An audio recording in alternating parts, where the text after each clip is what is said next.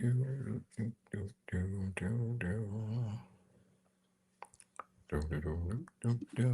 evening, everybody. Hope everybody's doing well. So good to be on with you. And thank you for your grace and always allowing me to come when I can. This has been an incredibly busy week for sure. But excited to be here tonight. And hope you all are as well. Yeah. Hope you all are as well. This is going to be a good conversation. And grateful to be with all of you. Looking forward to it. And so excited to see you as well.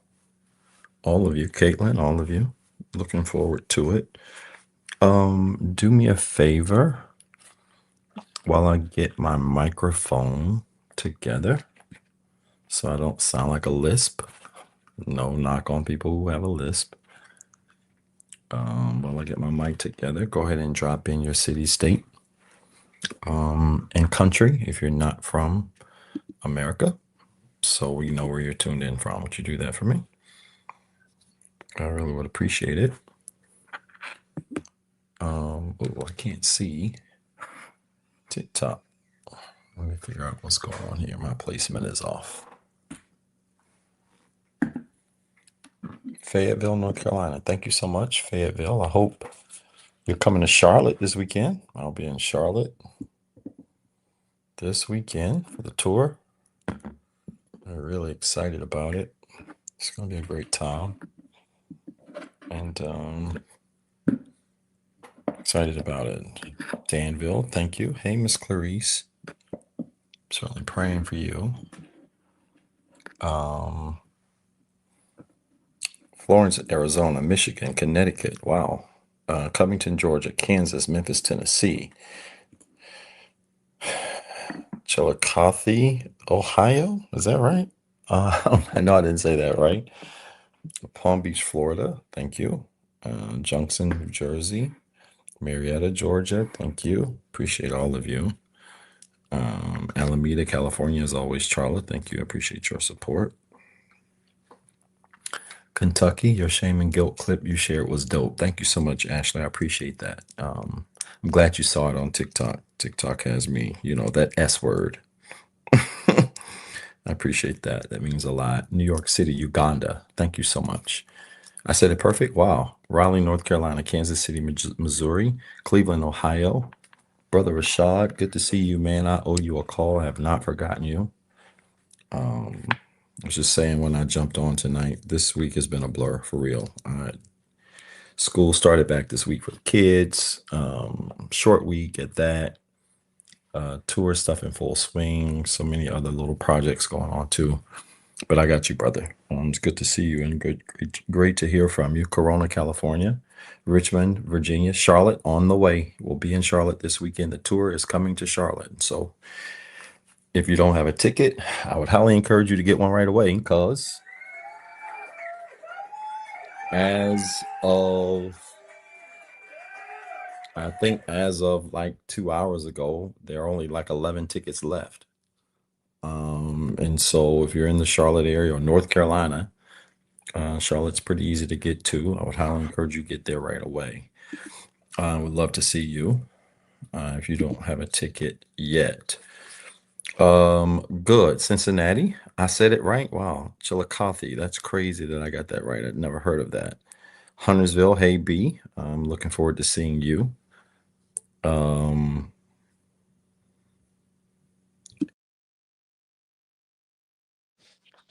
So it's going to be great. I hope you guys can still hear me. Good.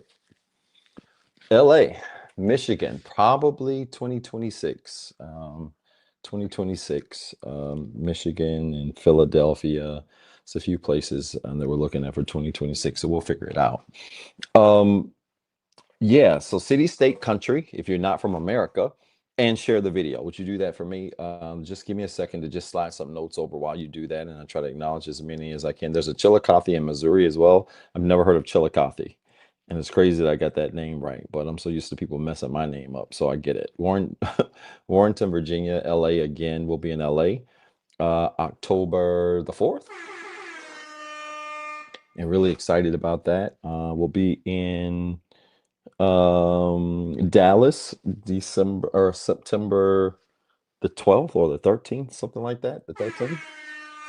And we will be in New Orleans, November the 8th. I'm working on that now and wrapping this up in Atlanta, Georgia, December, I think it's 13th. And so it's going to be great. And so really excited to pull this first tour off. It has been exhausting, but a lot of fun.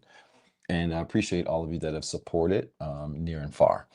Like the video, share the video. Would you do that for me? Atlanta, thank you so much. There, I really appreciate you. Idaho, I gotta find my way to Idaho because Idaho shows me love every single Thursday. Yeah, I'll come to Idaho. I grew up in a small town, or so Pocatello, wherever it is, Boise. I know Boise's kind of big from what I hear, but I would happily come to Idaho. I would love to be there, in fact, and check it out. I've never been there before. And yeah, O'Neill, what's up? Doc, 13th Doc Dallas. It's my birthday. All right, so you better be there for your birthday. I would love to see you there, Yorktown, Virginia. Plainsboro, New Jersey. Thank you so much. Definitely thinking about a New Jersey stop perhaps in 2026 if we do the city to city to city deal. Hadn't decided yet. There's a lot going on and a lot to think about. But we're going to figure it out. Trinidad, definitely would love to come to Trinidad. Would love to even bring some international spots into this mix as well, but just got to figure it out. All right. Like the video, share the video. Let me know where you are tuned in from. After you do that, Durham, thank you so much. DC, of course, one of my favorite places. And I can't wait to see you. All right. Hey, Doc from DC. Hey, thank you so much, Lolo from DC. I appreciate you. It's one of my favorite places. Thank you, sister. Yeah, this tan is still tan, and I'm still a little dark skinned for maybe about 1 or 2 more weeks. And then we're gonna be back where we are.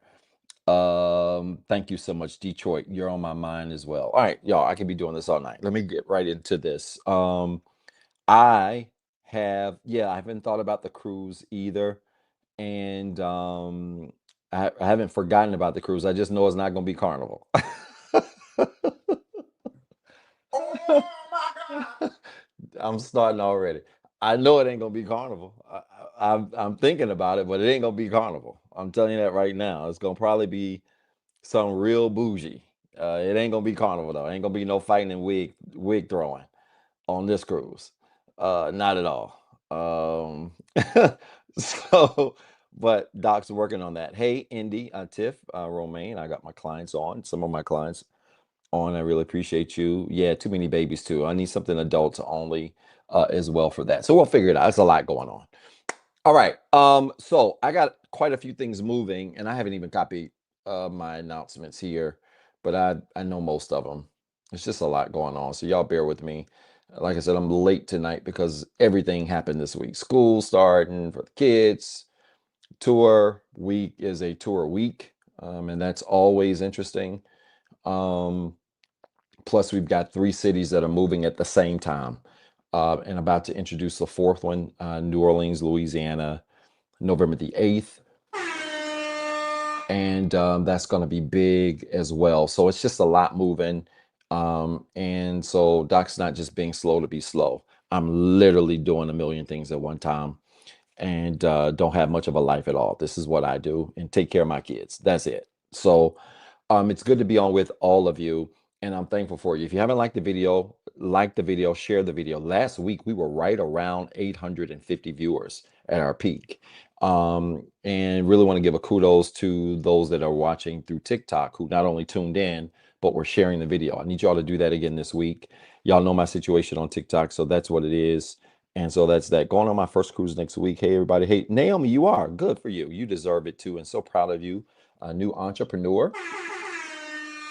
Super proud of you. And I'm glad you're getting some time away. So let me say this again about Charlotte really quickly. A couple of announcements. You should see the flyer on the screen if you're everywhere but on TikTok.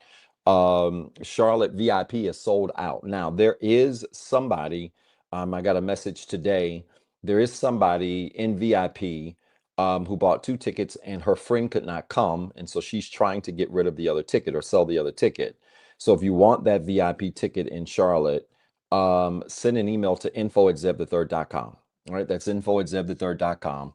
And we'll get that email forwarded directly to her, and you can communicate with her if you want that VIP ticket. But VIP sold out. I think earlier this week, I can't remember, or maybe last week. It was a little late, but it sold out, and I think there are like 11 tickets left in general administration. So Charlotte's going to be pretty cool, and looking forward to it. And kudos to Tiffany Watson and the team there for doing a really good job to get that going. All right, so if you're interested in that ticket, a VIP ticket, there is one available that someone is looking to sell or resell. And just shoot me an email at info@zebthethird.com. We'll make sure we pass that along so that you can connect with that person. It'll come from us, so it is a trusted person, so you don't have to worry about being scammed or none of that stuff. Let me also say this too, and this is important. You need to get to Charlotte. You absolutely do, Naomi G, and thank you for your support. That G, of course, stands for great, and we appreciate you, dear, so much. I appreciate you so much. A couple of other things really, really quickly. Dallas is moving. September the 13th, we're going to be in Dallas, and that's going to be an outstanding event as well. Very strong team set in Dallas. Very strong team set in Dallas, and so it's going to be really good. And so those of you that are in Texas, near Dallas, just in the state of Texas, near the state of Texas, whatever, would love to see you there. Make sure you grab your ticket and do that right away. Y'all stop being so last minute. It really works my planner's nerves when y'all wait till the last minute. So y'all stop being so last minute. It helps us plan better, and I would appreciate it. October the 4th, Los Angeles, California. It's powerful. It's going to be a really good stop. I'm looking forward to that. Miss Mary, I don't know if you're tuned in. I think I saw you, Miss Mary, earlier. I owe you a text message about what you asked. The answer is yes regarding LA, and you'll know what I'm talking about. LA is going to be great. I'm going to have another solid team there in LA. No VIP, just general admission. It's going to be a very simple program, but a very nice studio there that we're going to be using in LA that's already been firmed. And so we're already moving ticket sales there, and looking forward to being in Los Angeles October the 4th. All right. So make sure you check that out. Also, if you have not grabbed a copy of Don't Make It Happen, Let It Go, do so right away. Those orders start shipping out next week. And really, really, really excited about that. And the good news, the even better news, is surprise. These will also be available in Charlotte this weekend. We're going to get them just in time to have some available in Charlotte. So Charlotte is not only a tour stop, it's a makeshift book release party for book number 5, hard copy book number 5 for me. Don't Make It Happen, Let It Go. And this is a powerful one. It is a book that requires a spiritual foundation or the desire to have one, because the concept of letting go is a spiritual principle. If you don't get that, you're not going to get the book. And so really excited about it. And it is, in fact, probably one of the cleanest versions of any of my books so far. And it has in it, let me show you really quickly while I've got your attention before we start teaching tonight. This will give you all time to get your journals and get some tissue, because you're going to need it, some of you. It has in it my patented triangle of trust, and it's going to be powerful. I'm really excited about this book, and I'm really looking forward to it. And so if you have not grabbed a copy or ordered a copy, make sure you do that right away. We're going to get the pre-order or pre-sales thing off of the website. These books are moving pretty good already. The 5 Areas of Healing is in reprint number 5. It's sold out 4 times. I think this book is going to follow suit. It's going to be a big one, because quite naturally, when you heal, the next natural progression in your growth and development is to let go. And so I think you're going to enjoy this one, and I hope you'll support it. All right. I feel like there's something else I should be announcing, but I'll get to it later if I am, because there's a lot going on, and I got to really just roll into this tonight. And so, yes, yeah, no VIP in LA. No VIP in LA. That could change. I'm thinking about my site coordinator. I know how she is. That's not an insult. She's a very excellent organizer and coordinator. That may change. All right. So ticket sales are still really early for LA. But give me about a week to work on that. How about that? Not even that. I know she's listening. Just be thinking about that if you would, Miss Mary, and we'll kind of get together about that. All right. Um, Real quick, let's set some parameters real quick. Make sure you share the video if you haven't already. If I say something tonight that makes sense to you, make sure you type chat church in the comments with as many R's as possible. And certainly make sure you like and share the video. We would appreciate it. Do not respond, y'all, to these birds in the comments. Let me tell you something, y'all. I had time today and I got a little bit in the comments today. I got a little bit in the comments. One of my friends said, "Bro, don't you ever get down there with these folks." Let me tell you something. When you ride in first class, you will get exhausted trying to engage with people with limited mental and emotional capacity. And I don't care who gets offended by that. Oh well, there's levels to this. So don't y'all get in the comments tonight with people going back and forth. We had some kind of crazy dude on here last week. I don't know what he was talking about. He was throwing names. I don't know what this dude was talking about. But just don't go back and forth. Just if you see something crazy in the comments or crazy comment, just drop an eagle in the chat area, and our awesome moderators will see it. They'll shoot the birds out of the sky because that's what they do, and we will move on. All right. But I appreciate your support, and your comments do matter here. We try to build a supportive community here, where everybody's feedback and participation in the chat area is welcome. All right. And so make sure if you see something crazy in the chat area, that you just flag it with an eagle and we'll take care of it. Finally, support the show. You guys supported the show really well last week. I'm grateful for your support. Doc, why do you press us on supporting the show? It's simple, because some of y'all are freeloaders. You don't want to invest in your own rescue. And this is why many of you have been in therapy for 50 years. You don't want to invest in your own healing. You don't want to invest in your own journey. So Doc's not doing it because he's just got to have your money. Doc's doing it and saying, why don't you buy me a cup of coffee or buy me a salad in exchange for 90 minutes to 2 hours of information that probably will surpass most of the work most of you have done for the last couple of years. And that's not an arrogant statement. The reality is, I have a very high retention rate when it comes to my clients, and I have a very high turnover rate when it comes to them not only getting this information on their journey, but moving on really fast. My clients, on average, stay with me no longer than 3 months. Oh my God. Just for all of y'all that have been in therapy for 50 years, working on how to stop lying.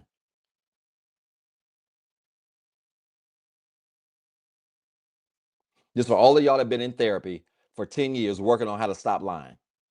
On average, my clients stay with me approximately 100 days. And I got nearly 1,247 countries.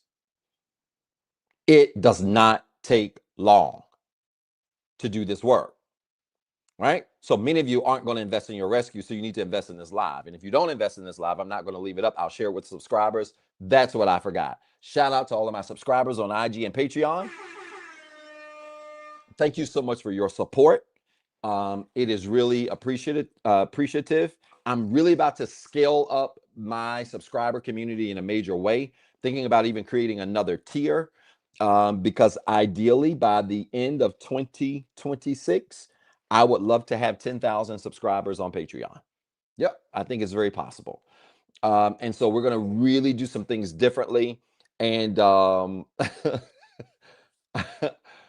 going to really do some things differently, and I certainly hope that you will participate and be a part of it. All right. Now, that said, I want you to type in the chat area as you get ready to support the show. Yes, Tiffany, you're an awesome subscriber and an awesome client. I want you to type in the chat really quickly tonight's topic, and it's simple. Tonight, we're talking about the compatibility trap. Would you put that in the chat? Grab your journal. Let's get ready to work. The compatibility trap is what we're talking about. Go ahead, type it in the chat area, grab your journal, You're going to be the smartest person at the water cooler all week long. I was flipping out because I had so many things going on today. And I posted the video or the flyer, and then I thought to myself, shoot, I don't think I spelled compatibility right. I couldn't even remember. I couldn't remember if I did or not. And then I happened to have some time to go back and look, and it was right. But the compatibility the compatibility trap is what we're talking about. Get your journal, grab some paper, loose paper. We might do a diagram tonight. I don't know, but let's get right into it, okay?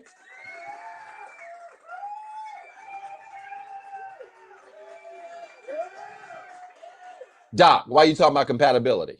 I'll tell you why. Let me tell you why I'm talking about compatibility tonight. Because the reality is, most people have a very poor understanding of what it means to connect to people in healthy ways. Most people, especially people not on a healing journey, have a very poor understanding of what it means to connect to people in a healthy way. And I'm going to prove something to you tonight.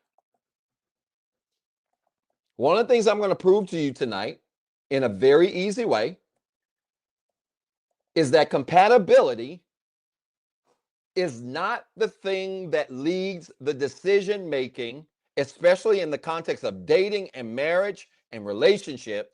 It is not the thing that leads the decision making of the healthy.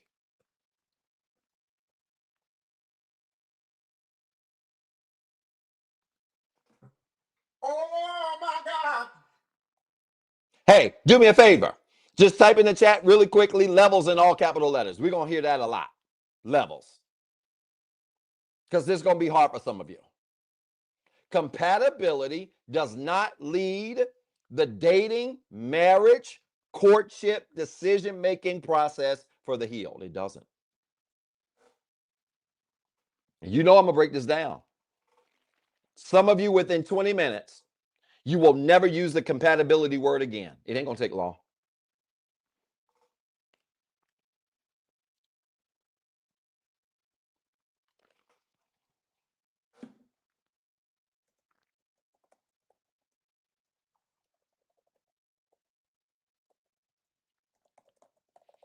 We don't understand what it means to help, to connect with others in a healthy way when we use the word compatibility. And so I'm suggesting to you that some of the challenges many of you have had in this dating courtship space, or because this ain't just for single folks, some of you are married to people that you're compatible with, but it ain't a good match. Oh my God. Sorry in advance. Y'all compatible, but it ain't a good match. And I'm going to make this so crystal clear that by the time you all finish tonight, you're going to stop gauging people based on how compatible you are. This sounds so crazy, doesn't it? There's levels to this. What is compatibility? Let me give you a definition. It's a simple one. Of course, it's custom, so you ain't gonna find it nowhere else. Thank you, Maya, so much for that. I hope I said that right, Maya or Maya. I hope I said that right. I appreciate you, dear. Thank you for your support. Y'all are already support. Y'all better, because you're gonna want to see this one again. You're gonna need to send this to your girlfriends and your baes, all of them. Let me give you a definition of compatibility. That's a simple one. You ready? Compatibility means agreement that fits. Put it in the journal. Put it in the chat. You're going to be the smartest person at the water cooler. Have you shared this video? Y'all share it. Let's get this number up. Come on, TikTok. I need y'all to do it. Let's get that number back up to 500 again tonight, like we did last week. Compatibility is agreement that fits. I don't ever want you to forget this definition. Doc, why are you giving us that definition when you just said compatibility isn't a good thing, but then you turned around and said agreement that fits? You know why? Because everything that fit don't belong together. Oh my Everything that fits does not belong together. Now I'm waking up. My voice is raising. Y'all, I didn't tell y'all. I celebrated 3 years as a full-time entrepreneur this week. Oh my gosh.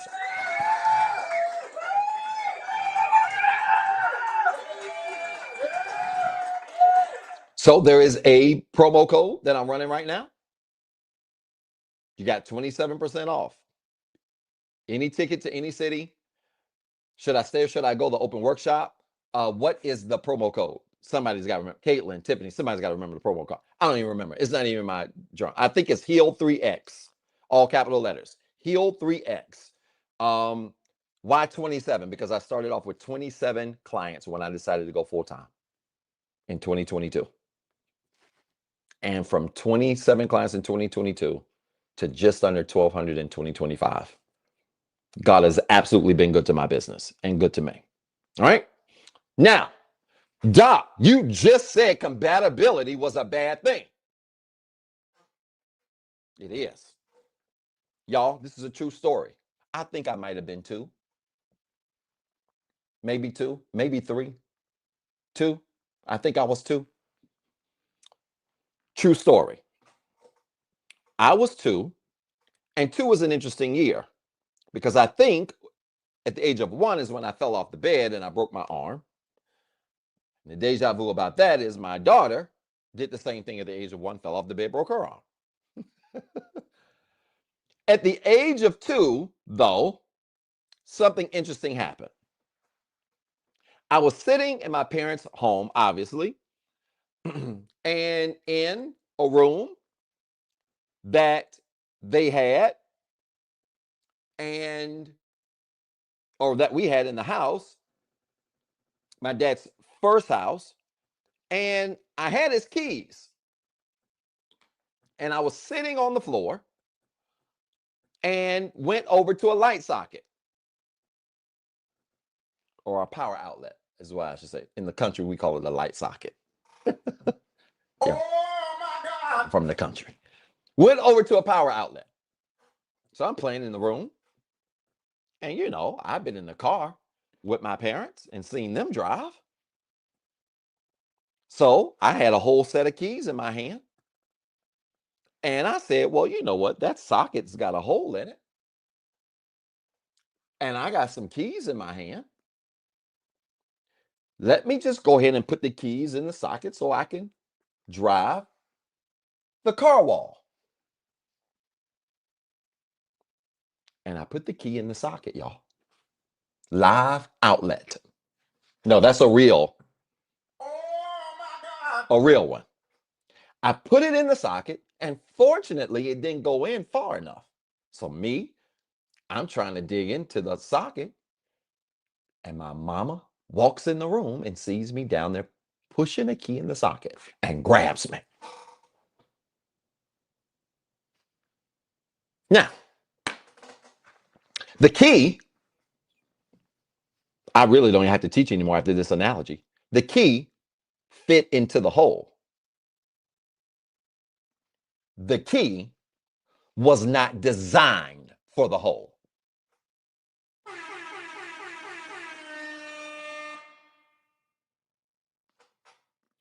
The key fit in the hole. The key wasn't designed for the hole. Can I help some of y'all real quick? There's a whole lot of people you fit with that you ain't been designed for. Oh my God. And sometimes the people you fit with that you ain't designed for, if you push hard enough, you'll feel some sparks. Oh my God. Sparks are exciting. Sparks are adventurous. Sparks keep you interested. But a spark in the wrong place can kill you. Oh my God. This is why some of you, your relationships and your connections with people, shoot up to the sky and then slowly plummet down. But Doc, we got so much in common. We seem to fit, Doc. We click. When we're on, we're on. But likely when you're off, you're way off. Just because we fit with something doesn't mean we've been designed to be with it. And I'm telling you, compatibility in the wrong place can be detrimental to your life in real time. Are y'all writing that down? I'm dropping bars. Y'all better support this show. Compatibility in the wrong place can be detrimental in real time.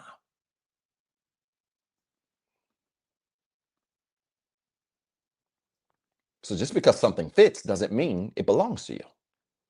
So when I tell you the definition of compatibility is agreement that fits, is compatibility does say you agree and to an extent you fit. That's what compatibility says. Here's the problem. Compatibility or agreement has nothing to do with four things. Y'all writing this down? Are y'all I need you to hurry up and record this. Compatibility. He said I need it all for praise. Please appreciate you, Jim Marcus. I do. Compatibility agreement has nothing to do with four things. Number one, agreement has nothing to do with what is right. Uh-oh. Hey, hey, hey. Just because something fits doesn't mean it's right for you. Oh my God.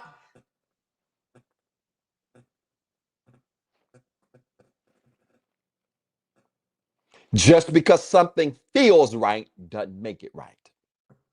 Oh my God.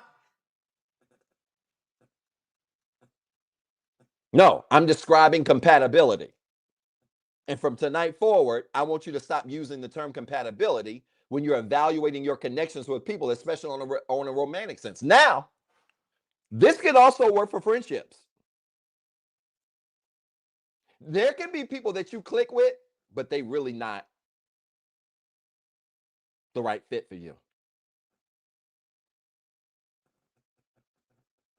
So compatibility has nothing to do with four things. Number one, what's right? Something can feel right, something can seem right, and may not be right for you. Watch this. I'm not going to make this too spiritual tonight, though there are some spiritual points in here. I'm going to have to get y'all. You believers that I annoyed last week because you got real mad because I laughed at you talking about all you need is faith and you ain't need no works. You ain't need to do nothing. As if miracles just dropping out the sky and you ain't got to do nothing but just stand there and receive them. Let me tell you something that's going to make you feel better. There's also a verse that says there's a way that seems right to man, but the end of that road is death. You know what? That's an incredible spiritual principle. Because for many of you, some of the things that you thought you were compatible with that failed were really not natural issues, they were spiritual ones. That in fact, you can be connected to something you feel fits with you, but doesn't agree with your spirit. And if the fit is right naturally, but the fit is not appropriate spiritually, the end of that road can be death. Oh my God. You mean physical death? That's possible. But for most of you, watch. For most of you, that death is a spiritual one. Let me make this real clean and real plain. You want to know if a connection is good for you and if the connection is right for you? Because compatibility, agreement doesn't necessarily have anything to do with number one, what's right. You want to know if something is right for you? Watch this. How does the connection feed you spiritually? Uh-oh. Now I'm about to lose half of y'all. Oh my God. Doc, I don't need spiritual. Okay, cool. Then maybe you don't. Now let me just give you again a point of clarification. of the less than 12 of the slightly less than 1,200 clients I have in 47 countries, I have a vast variety of clients from all religious backgrounds and circles. This ain't Christian talk. I am a Christian. I am a believer. But I also have atheists and Muslims and all kinds of folks that are my clients. You know why? Because I can take what's complicated and make it real simple. But let me say this to y'all. You ready? You're going to need a spiritual connection in anything that you think you're compatible with for the things that y'all go through that neither one of you understand. And a lot of couples, I'm telling you from what I've seen in my experience with all of these clients and nearly 20 years of experience in this space. Let me tell you what I've seen. You ready? When a couple comes together that thinks they're compatible or they fit and they think it's right, but they face a problem that neither one of them have seen, and maybe one or both of them are not prepared for mentally or emotionally, when that fails, they have nothing else to tap into.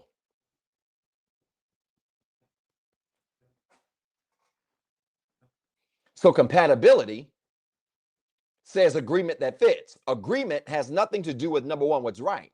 But let me tell you something. If you want to know if a connection is right, ask yourself this. Does it feed you spiritually? Now watch this. Many of you knuckleheads have called yourself being compatible with people and there was no spiritual agreement. So when things got hard, y'all can stand the test of time. Or watch this. You became a shell of yourself with that person. You know why? Because they could smash you. They could feed you. They could show up at your house. They might even pay a bill or two. But when stuff got hard and you had no answers, they ain't have none either. Oh my God. And so compatibility does not account for spirituality.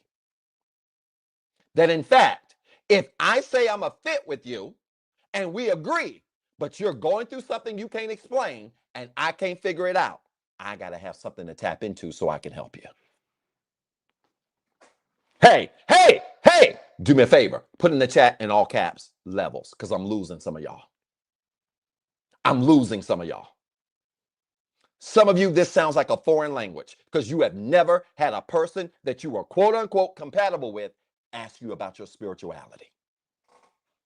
Thank you, Angel. I appreciate your support.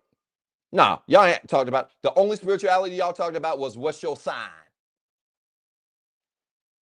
Are you a Pisces? A Libra?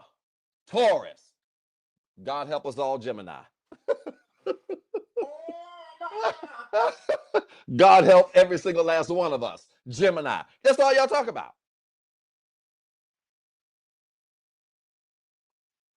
You have no spirituality. And here's the reality. A connection can feel right, but if it ain't feeding you beyond your mental and emotional capacity, I'm here to tell you that connection is probably more like compatibility, and compatibility is agreement that fits, but it don't necessarily mean it's right.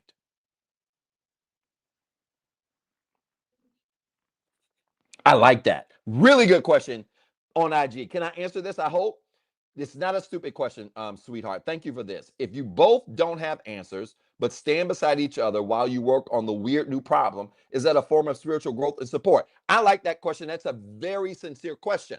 Look, there will come times where both of you don't have answers, right? You're together and you're going to say, hey, we're going to stand in agreement to try to figure this thing out. But here's the question that I had to counter that question and answer the question. Then what do we do as a couple when you don't have an answer, I don't have an answer, you don't have a clue, I don't have a clue, and we don't even know where to start? What makes things like prayer and meditation so powerful is that when you don't even know what to pray for, your spiritual foundation will get you started. Oh my God. I'm trying to keep this out the spiritual space tonight because this could go left fast. Let me tell y'all something from personal experience. There have been times where things were going weird and I couldn't put my finger on, I'm just talking about my life, where things were going weird and I could not put my finger on what the problem was, but through prayer, I got directed where I needed to go. I can't explain it.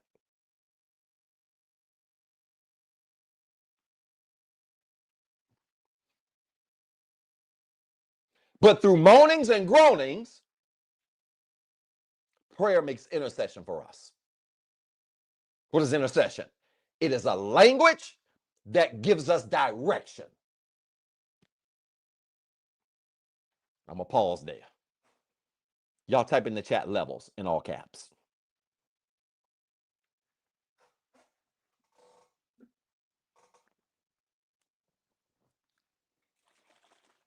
There is a hymn that they used to sing in our church when I was a little kid. They don't sing it as much anymore, but it explains it perfectly. The hymn says, "Oh, what needless pains we bear." Watch. All because we do not carry. Here we go. Everything to God in prayer. It's powerful. You know why? Because some stuff you're in pain about or confused about, you don't have to be if you just learn how to pray. There's some directions you ain't got to figure out. Because prayer, when you finish and open your eyes, you'll be like, wow, maybe I should do that. Oh my God. Okay, I'm going to leave that alone. Let's just move on. Is this making sense?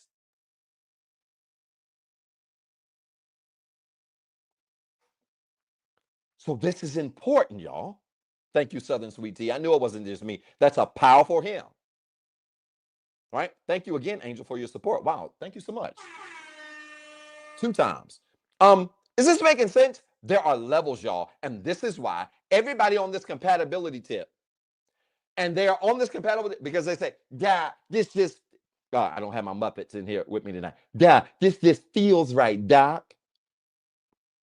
Just because it feels right doesn't mean it is right, and doesn't mean that that cannot end in a natural or a spiritual death. Let me tell you something. Anything that you're connected to, that you agree with, that fits, that does not empower you spiritually, is just a compatibility thing. But that don't make it right.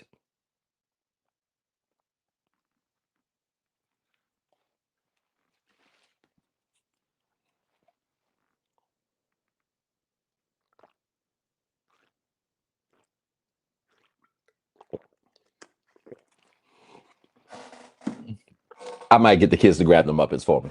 I feel like clowning tonight. Agreement has nothing to do with this thing. Number 2. So number 1, it has nothing to do with what's right. Number 2, has nothing to do with what's good. This is where I'm about to get in trouble. I hope your kids in bed. Agreement has nothing to do with what's good. We're saying that compatibility is agreement that fits. But agreement ain't got nothing to do with what's right. Agreement ain't got nothing to do with what's good. Let me tell you something. Something can be good to you, feel good to you, and be the worst thing you ever had.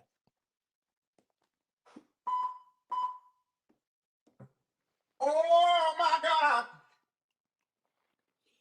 Some of y'all, some of these babies are walking around here right now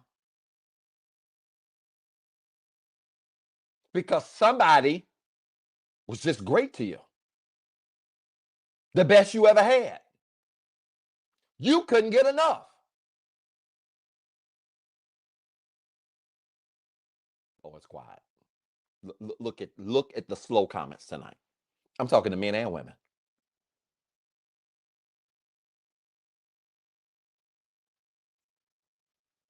Just because something's good to you doesn't mean, and it fits in a great good way, doesn't mean it's the best thing for you. Let me tell you something. I want everybody to put this in the chat. Y'all not gonna like this. What? Put this in the chat, and I need you to hear me before you write it. You ready? One sure and underrated sign of healing is a changed appetite. It's about to get bad. Oh my God. One sure and underrated sign of healing is a changed appetite.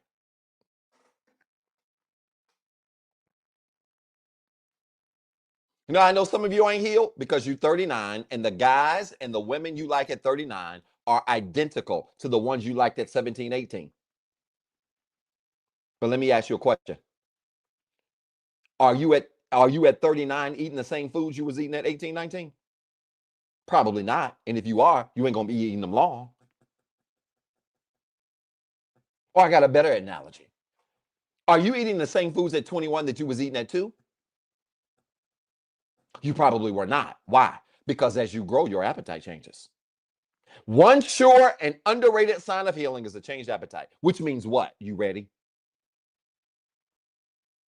You get to a place that what was good to you at 21 might still be good to you at 40. But you realize at 40, what's better for you is what you need and not what's good for you. Can I say this in English and real simple? Because y'all look like y'all lost. You ready? Some of y'all already missed your husband and wife. Oh my God.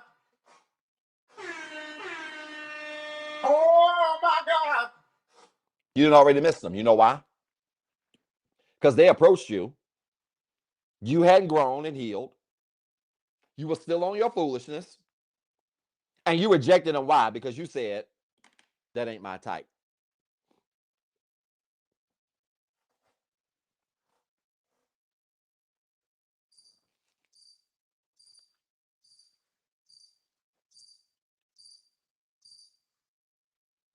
No, doc, that ain't my type, girl. That ain't my type, bro.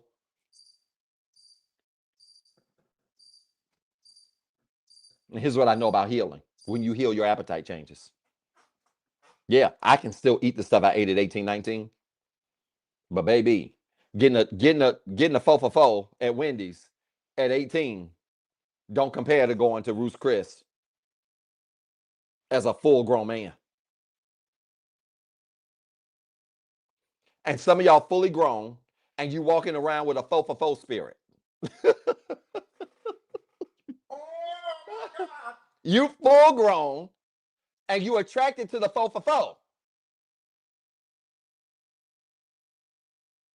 And that's because you think that everything that's good to you is a fit. And everything that's good to you is not a fit.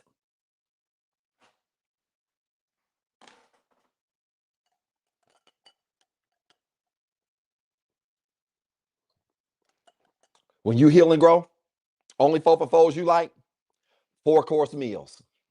4. In fact, I think they do 5-course meals. I've had a 5 before. I don't think I've had anything greater than a 5-course. Or have I? Wait a minute.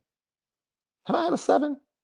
A 7-course? I've had a 5 or a 7-course meal. Y'all talking about some 4 for 4s.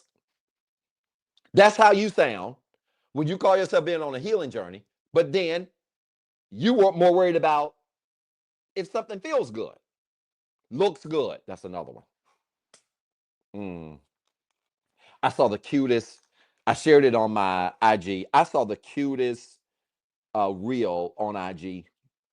There was a man who was recording his wife, and she was a pretty lady, but she wasn't over the top. And don't y'all take this wrong, because I'm not being funny. When I say she wasn't over the top, she wasn't. You know, she was just. She didn't have on any makeup. She was just had her hair just down. She was sitting in the car, really sweet. I thought she was a very beautiful lady. Okay, so I'm not saying that it's all about the hair makeup. I'm not doing that, but just hear me out. A very beautiful lady, in my opinion. But you know what made her fine as wine? I ain't gonna lie to you. When I was 18, 19, now we probably didn't like her. We probably thought she was a square, which that was a whole lot for me to say as a nerd, which is why I didn't think women were squares as a nerd, because I was lucky if a woman even spoke to me in high school. True story. Lest I find the Jerry curl picture and put it up for y'all's reference. There it is.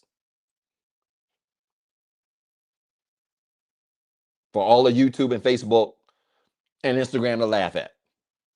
So I know what it's like for women to ignore me. So I didn't laugh at women like that. But I know the cool guys would have looked at this girl and be like, she ain't nothing, bro. She a nerd, man. Look at her. And at 18, 19, you're a nerd. You want all the fine girls like everybody else. But let me tell you something. When you heal, I was watching that video. I was not lusting after her. She's obviously married. I ain't on that type time. I was watching that video and I said, this is a fine woman. I shared it. He said, do you want to do a date night? She said, date night. She had a little country twang. Date night. Yeah. What do you want to do? And she didn't say go to Ruth's Chris. Yeah, nerds, we winning today. We weren't winning back then, but in 2025, oh, we winning. nerds, nerds are winning. Y'all won't picking us then. Now we thinking about y'all now.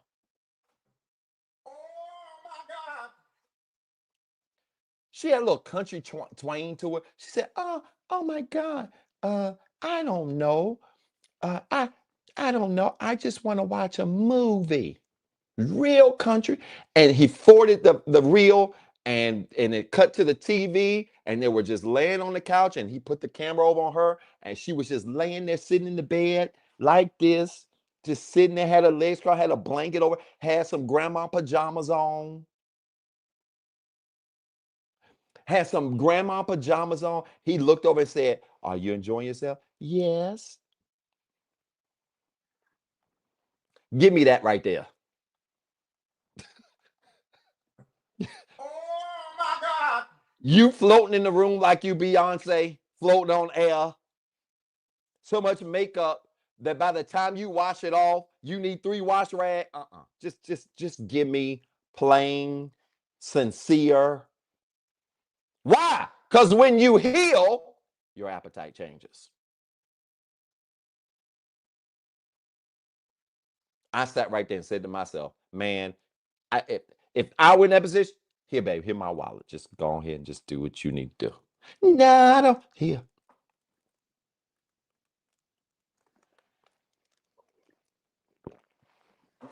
Ladies, I'm talking to you too.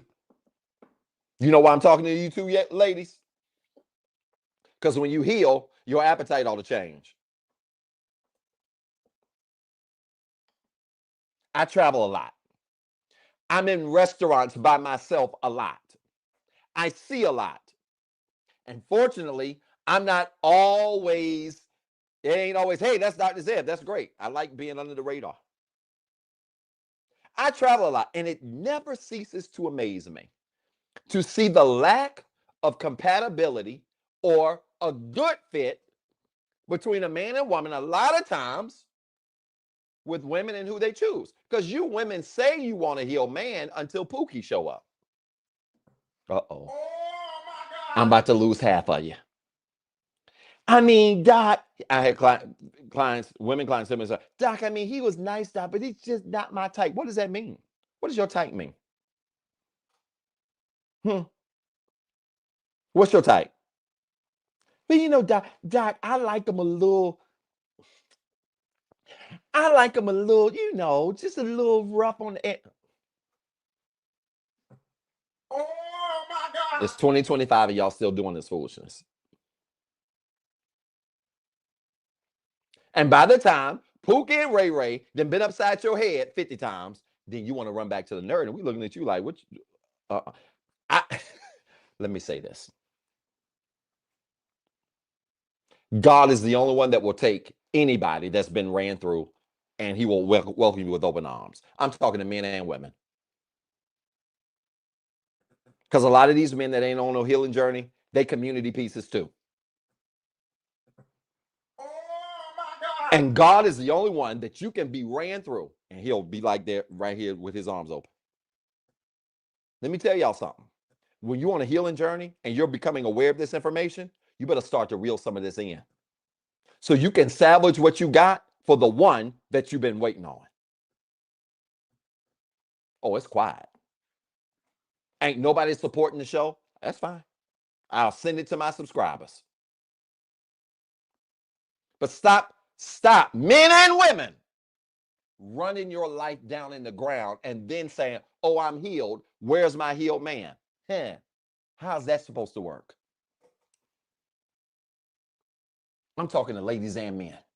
Where's my healed woman? How's that supposed to work? You've been in the community piece for the last 15 years. He can't pop out with you because when you get on one knee and post it on Instagram and get engaged, then girls gonna start hitting your inbox and be like, child, you engaged to him? Oh my God. It's quiet. Some of us can get engaged with no fear. Some of y'all gonna have to make some phone calls.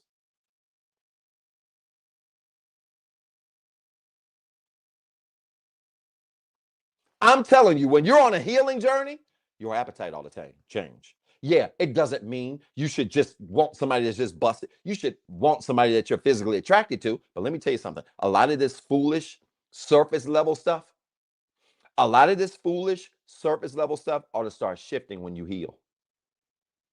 Let me tell you something. I love a beautiful woman. Nothing wrong with a beautiful woman. But let me tell you what I like better. A nice one. Oh my God. A sweet one. Oh my God. Can you be beautiful and sweet at the same time?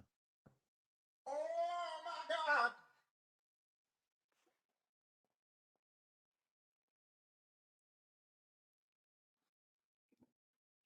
God. A nice one.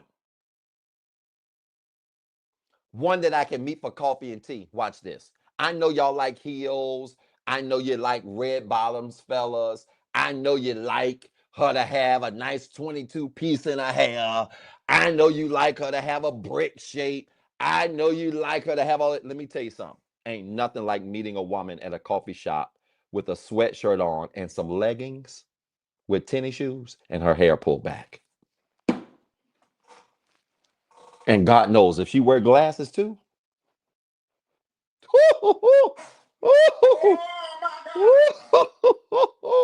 That's it. That's it, Doc. That's it.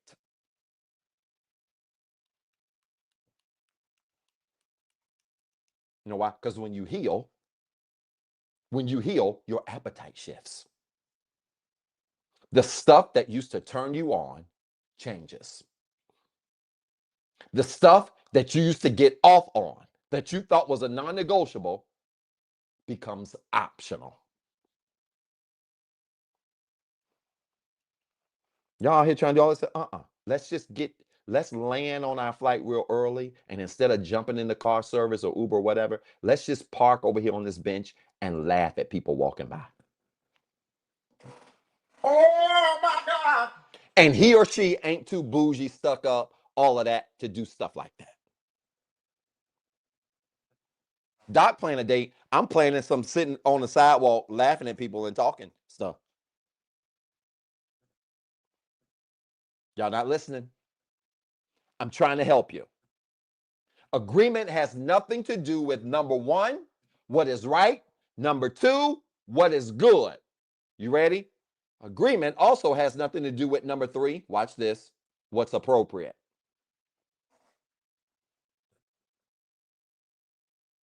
Agreement has nothing to do with what's appropriate. Agreement has everything to do with what fits. It has nothing to do with what's appropriate.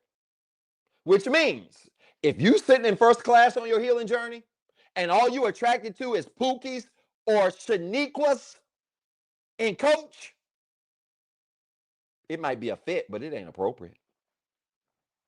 They didn't pay for your seat and you don't belong back there. Oh my God.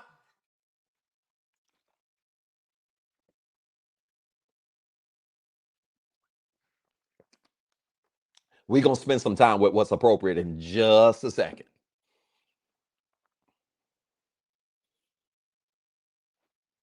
A compatibility agreement has nothing to do with what's appropriate, which means a person can be a fit for you, but it don't make it. It was not appropriate for me to stick that key in the wall.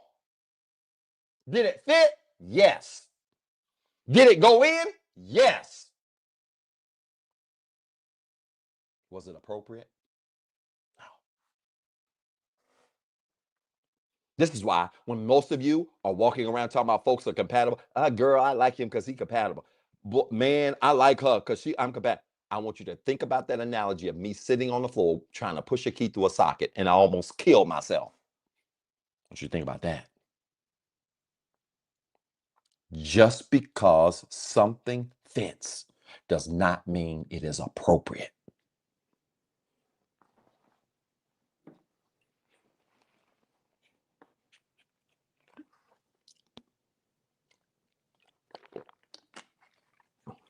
It does not mean it is appropriate.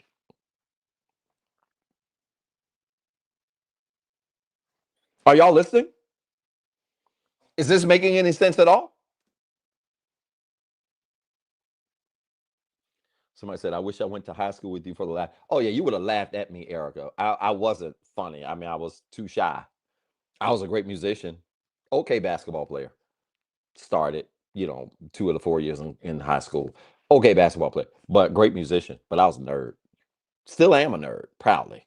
So you would have been laughing at me probably, not laughing with me. Now you're gonna laugh with me because I'm gonna tell some dad jokes and I'm gonna do some corny stuff and I'm gonna laugh out loud and I ain't gonna be on my phone when I'm around you. I'm gonna be in the present.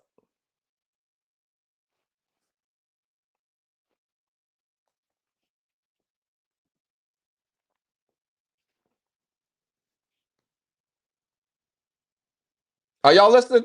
Is this making sense? Oh yeah, I'm a comedian. I'm Dave Chappelle Jr. now. Oh my God. In my dreams, I'm Dave Chappelle Jr.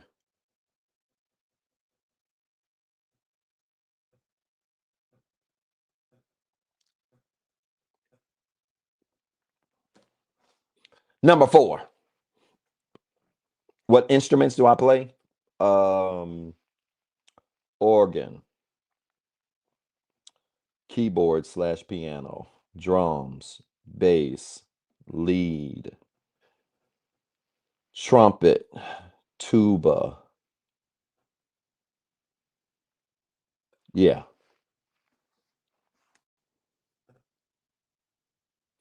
That makes sense. Here's the 4th thing that I want you to remember about what is that agreement has nothing to do with. If we say again, for those of you that are just tuning in, like the video, share the video. Hey, are y'all supporting? No, y'all not supporting. Y'all support this video, this live. Thank you, KP. KP supports every single week. Appreciate you. Thank you, Mingo. Shariva, my assistant, supported me. Miss Danielle, who is celebrating an awesome birthday. So proud of her and happy for her and happy to have an assistant. It's great. Are y'all listening? So agreement also doesn't support. So agreement has nothing to do with what's right, what's good, what's appropriate. Number 4, what's healthy.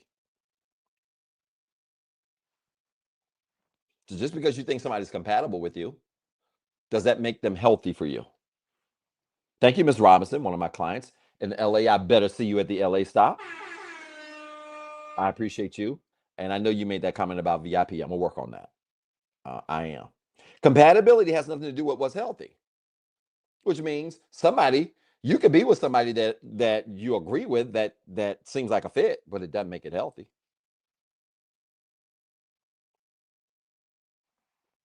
It doesn't mean that the connection is healthy. Not at all. And some of us confuse what agrees with us and what fits with us with what is healthy. It ain't the same. I'm going to take it a step further. Some of us need to be honest about where we are in our journey and honest about the kind of work that we need to do. The video that I posted today was a very powerful video. It was a very powerful video where, in essence, I challenged one of my favorite new clients, sweet lady. I challenged her to understand that you don't evaluate where you are by who hurt you, no, or who you hurt. You evaluate where you are by what you let get away from you. Let me tell you something. It was a powerful video. You could be somebody's blessing today and somebody's nightmare tomorrow. Oh my God. Just imagine. Just imagine.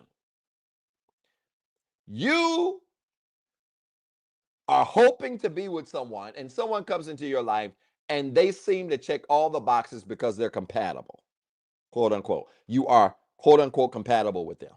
So they seem to check all the boxes because you are quote unquote compatible. There is an agreement that fits. Again, that don't mean it's right. That don't mean it's good. That don't mean it's appropriate. But also doesn't mean it's healthy. You could be praying, and this person come. Oh my God, this person's so perfect. They just must have fallen out of the sky from heaven above. Ain't it funny that if that person ain't doing the work, that what you calling is a blessing was just somebody else's nightmare? Have you ever thought about the fact that a lot of these people you call incompatible that you fit with, but they got all this work they need to do? They have all of these things that they need to do to improve where they are so that they can show up as the best version of themselves, and you calling them a blessing. But if they got all that work to do, they was probably somebody else's nightmare. Just imagine the person you say you got is your answered prayer was on somebody's prayer request. Like God, Buddha, Allah, fix them. Ain't that crazy? That's how it works when you just function on compatibility. I'm telling you, compatibility is not a safe word in the healthy living space. In the healing space, compatibility is not a safe word. I don't care what all the dating gurus are telling you. I don't care about that. When I instruct on this, it is from a perspective of a healing journey, which means this content, like me, ain't for everybody. And I'm good with that.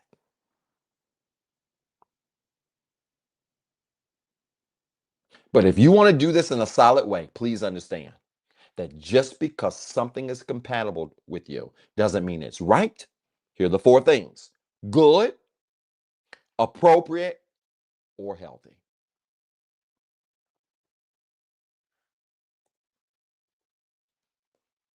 Now, some of you should be listening to this and be like, okay, then Doc, wait a minute. How do we know? Nisa on TikTok took the question out of my mouth. Doc, some of you should be listening to this and be like, okay, then Doc, then how do we know if it's a healthy connection? I'm glad you asked.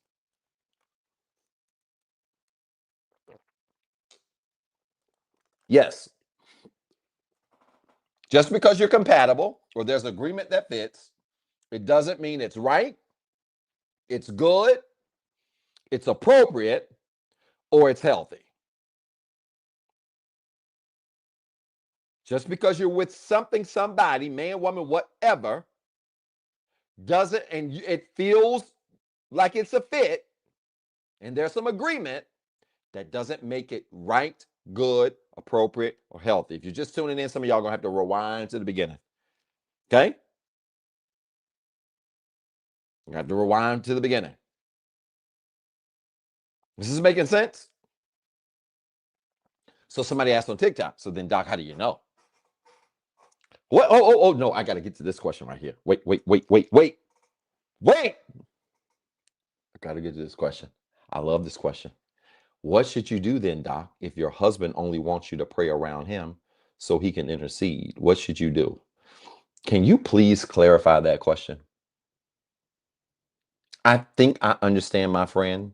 I want to call your handle out. I think I understand what you're asking. Can you clarify what you mean when you say he only wants you to pray around him so he can intercede? Can you clarify that for me, please? I want to make sure that is what I think it is.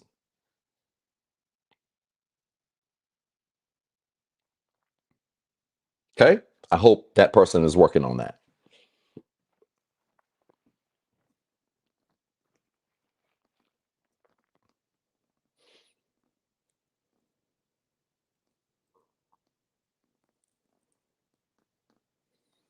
Yeah, that's what I'm thinking too, Ms. Richardson, but I'm just waiting.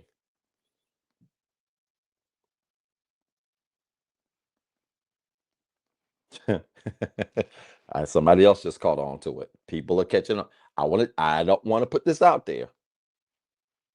What should you do if your husband only wants you to pray around him so he can intercede? What should you do? And tonight we are talking about compatibility and agreement. He wants you to pray around him so he gets to dictate what you pray to the Lord. That's what I thought.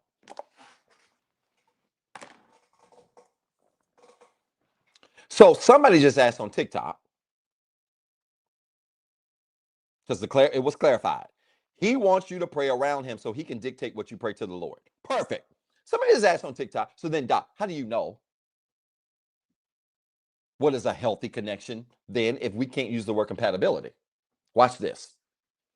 Your nervous system will tell you.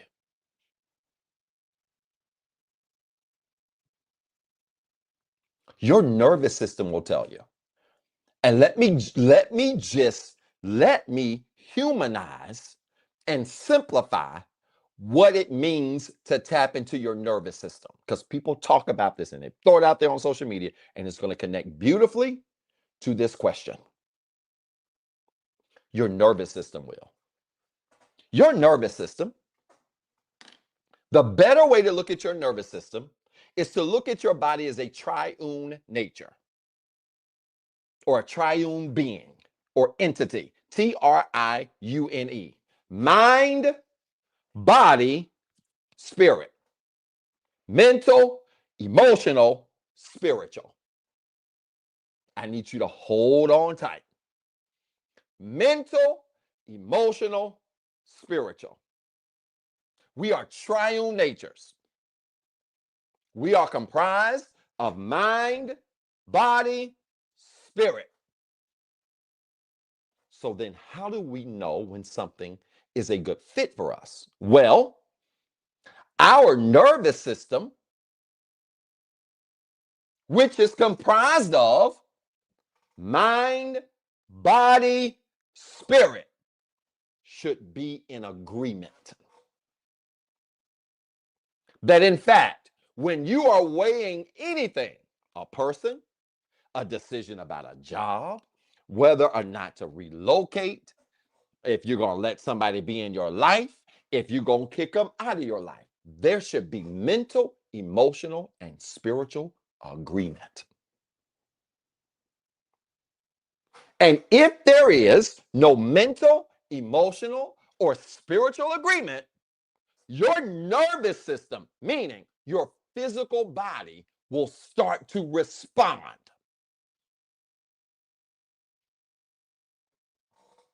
So let me ask y'all this question then. If you got a husband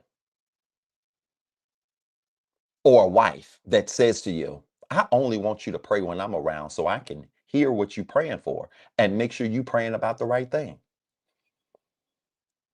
How much mental, emotional, and spiritual agreement do you have with that suggestion?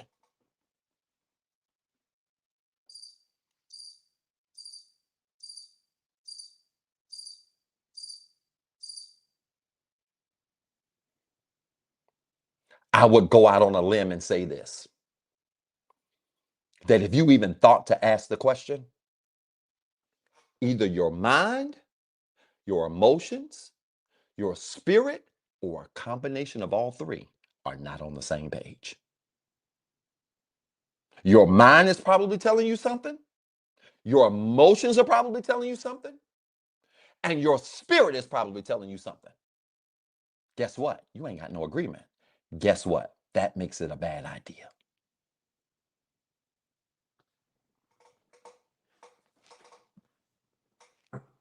Oh my God. So to answer the question on TikTok and the question that came on IG, and many of your questions, because many of y'all called on this before, many of y'all called it out from the beginning. That's control. But everybody sees that. Let's just make it scientific and connected. Good. Let me tell y'all something. If you want to know if a connection is right, what's your nervous system saying about it? Now, watch this.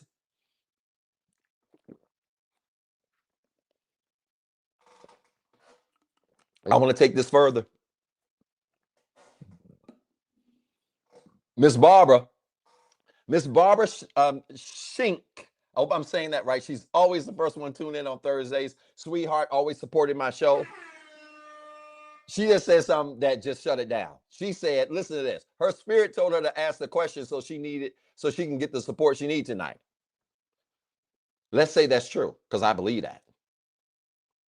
If her spirit is telling her to ask the question, it's probably because her mind and her emotions and her spirit, they're not agreeing.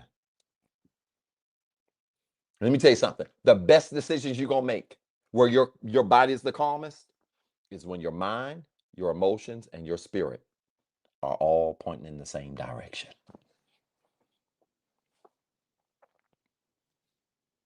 Let me tell you something about this nervous system. When your mind, emotions, and spirit agrees, the part of you, Doc, what spirit? Some of y'all, because I know someone's right. Doc, what is spirit?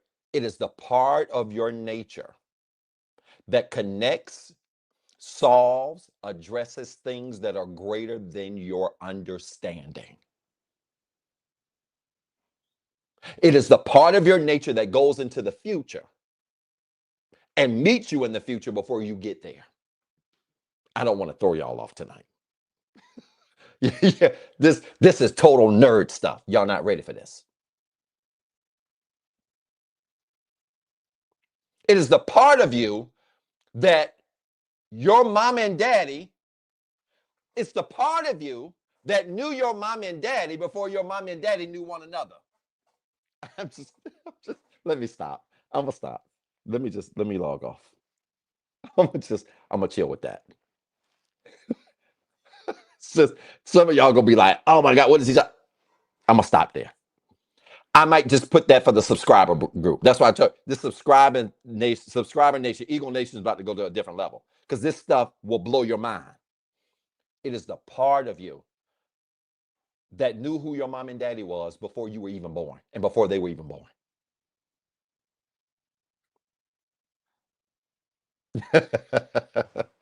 And that same part of you helps to go before you when you have problems and issues in your life and challenges in your life.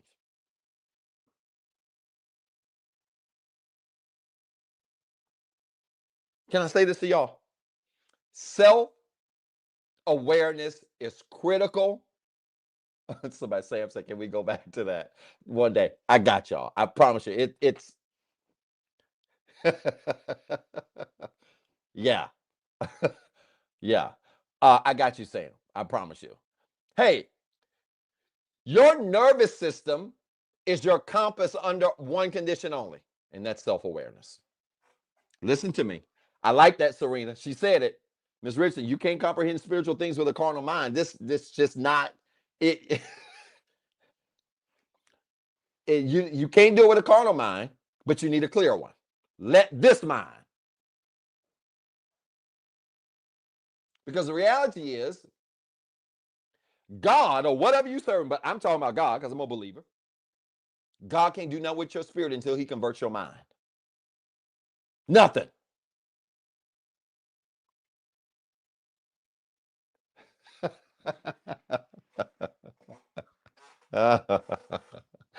Let's stop there.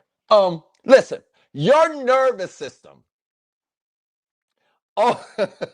only can be trusted when you're functioning in self-awareness, which means you got to be honest enough to admit my thoughts about this relationship, my emotions about this connection, my spirit about this connection, they don't agree, and I acknowledge that.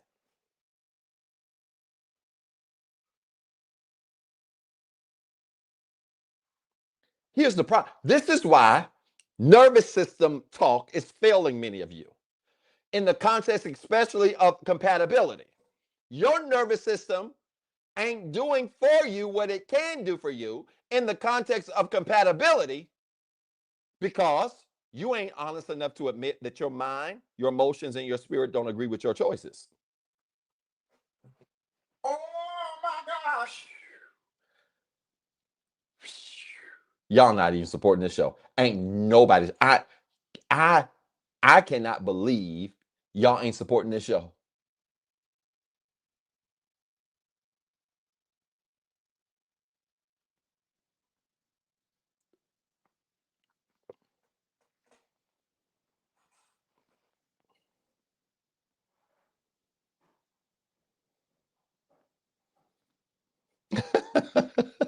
It, your nervous system can't do what you need it to do if you're not being honest that there ain't no agreement. And some of you are making huge compatibility mistakes and errors because you don't even have the self-awareness to realize that your mind, your emotions, your spirit ain't agreeing.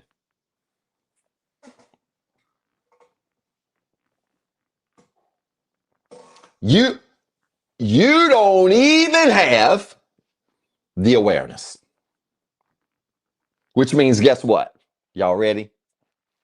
A nervous system, this nervous system talk that you hear in the internet sphere, the webosphere, in these YouTube streets, this nervous system talk you hear can't even be trusted by people who don't have mental, emotional, and spiritual agreement.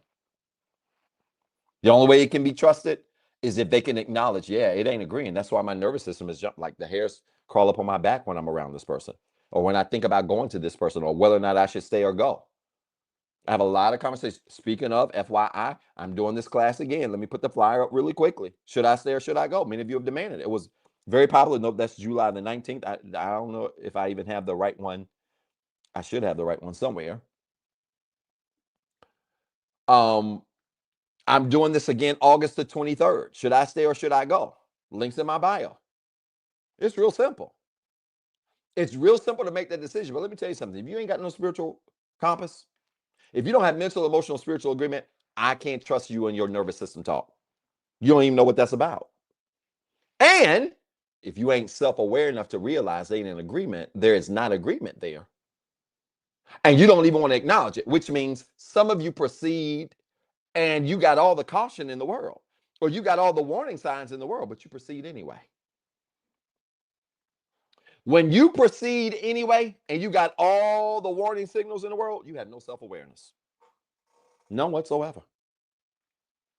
And you can't be trusted to talk about compatibility when you lack self-awareness. I want you to put that in the chat. My compatibility conversation is only as reliable as my self-awareness.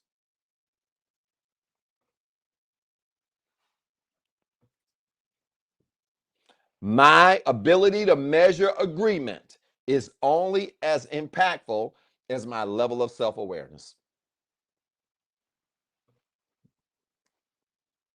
It's that simple.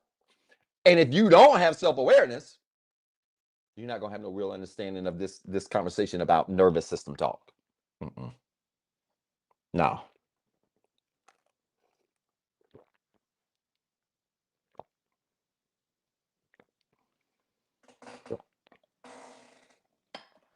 It's absolutely delusion. That's for sure. You can believe that. There's a whole lot of delusion involved in that. So I'm going to tell you, thank you, Malama, for the support. I appreciate that. Absolutely levels. Let me tell you something. I don't trust anybody's nervous system that is grounded. I don't trust anybody's nervous system that is not grounded in self-awareness. If your nervous system is grounded in a lack of self-awareness and you don't even realize that there is no mental, emotional, and spiritual congruence, I don't trust you. Don't talk to me about you being with a person that they are a great fit. Nah. If you don't understand the necessity for mental, emotional, and spiritual agreement in the decisions we make, especially who we connect with and engage with, I don't trust nothing you say. I don't trust. Why? Why should I?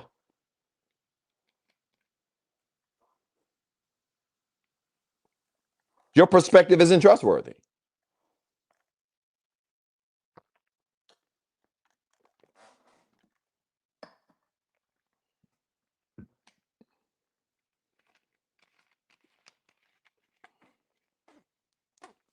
Is this making sense?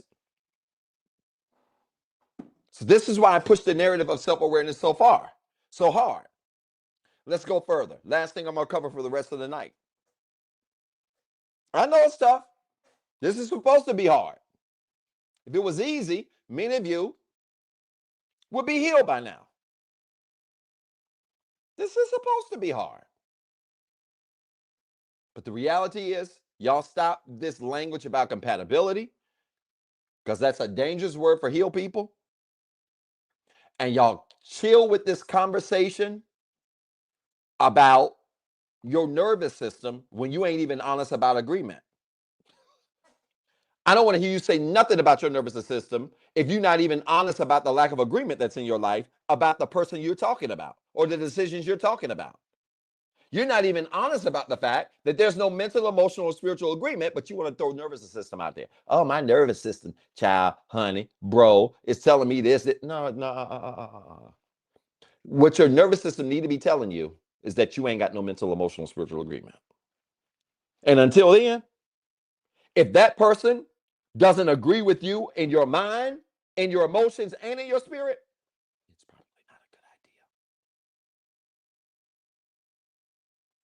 it's probably not a good idea. It's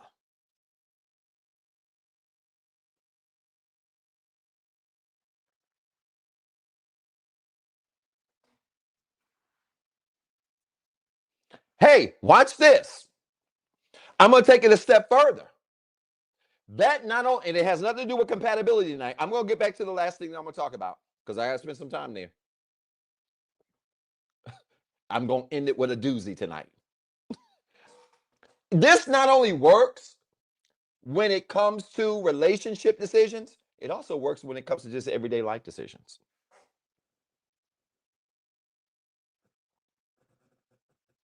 Everyday life decisions. Really good question.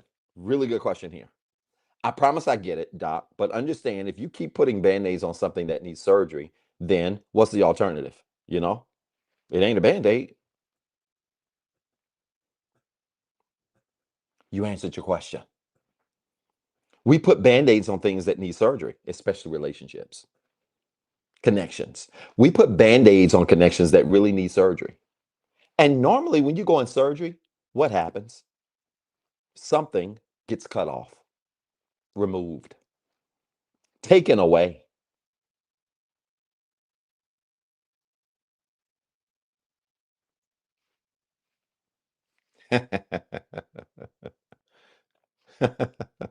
Something is taken away, removed, cut off. But people don't want to go into surgery because they don't want to confront the realities of mind, emotion, and spiritual agreement. That in fact, your nervous system can't be trusted if you don't have mental, emotional, and spiritual agreement. Does that make sense?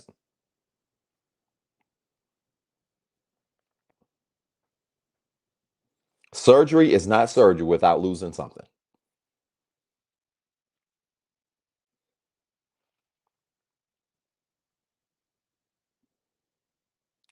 Oh, you just really burning me up with these questions tonight. I don't want to turn this into a Q&A, but these questions are good. I'm going to get to my last point. Y'all bear with me. We got about 20, 25 more minutes.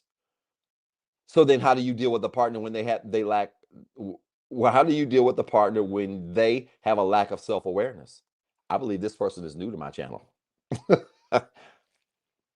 Mhm. The reality is it's going to be hard to grow with anybody who lacks self-awareness.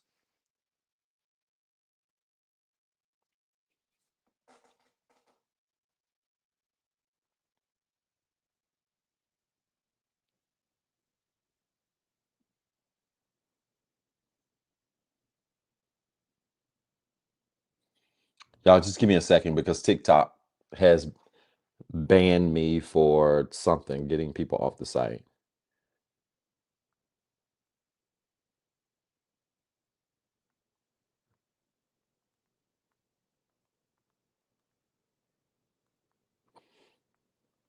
Y'all just give me a second. Let me free my nearly 250 viewers on here real quick.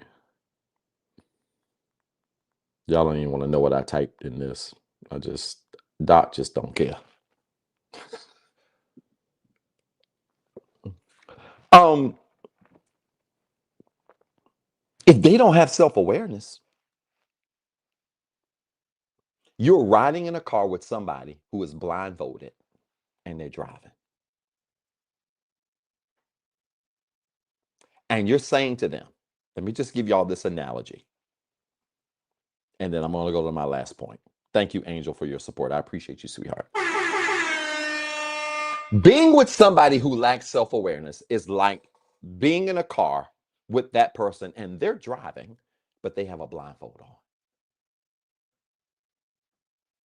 And not only do they have a blindfold, they're mashing the gas hard. And you're saying to them, hey, you got to stop. There's a light. There's a car. No, no, no. I got this. I know what I'm doing. When all they got to do is pull off the blindfold so they can see what they're doing and where they're going.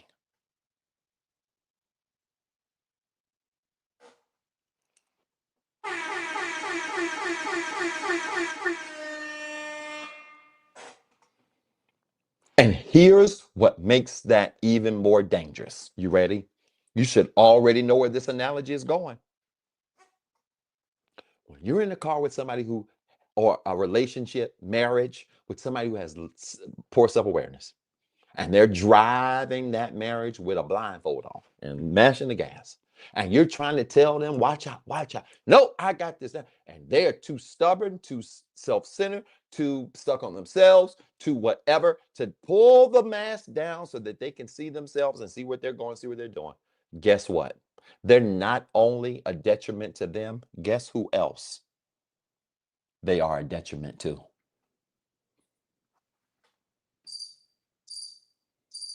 Hmm? When we stay connected to people who not only lack self-awareness, because it's one thing to lack it.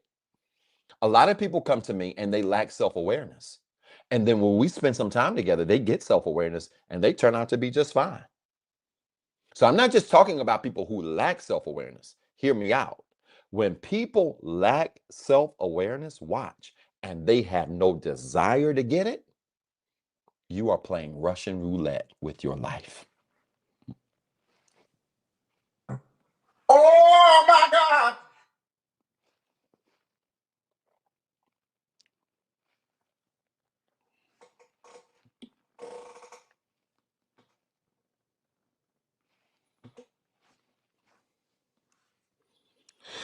Which leads me to the last thing, perfect segue to the last thing I want to talk to y'all about tonight in the context of compatibility.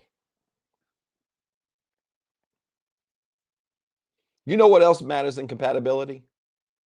You ready? Being equally yoked. This is going to be bad. This is going to get ugly. I'll explain it. Don't you believers get too happy yet. Being equally yoked. Let's talk about it.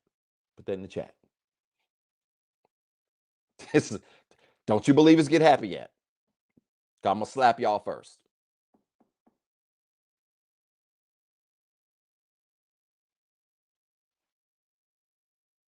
Compatibility done right involves properly being equally yoked. Let me explain that. Thank you, Makiba, for your support. You know why? This is the first note I want you to write down. And let me just go ahead and disappoint all of you believers real quick. Being equally yoked is greater than spiritual alignment.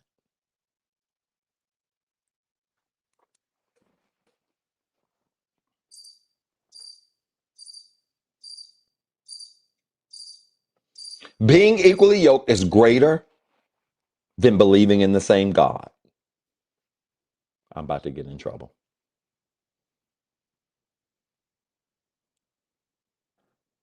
Mm-hmm. You know why? Because most of you have only been taught being equally yoked in the context of what your faith is. But let me ask you something. There's that faith word again.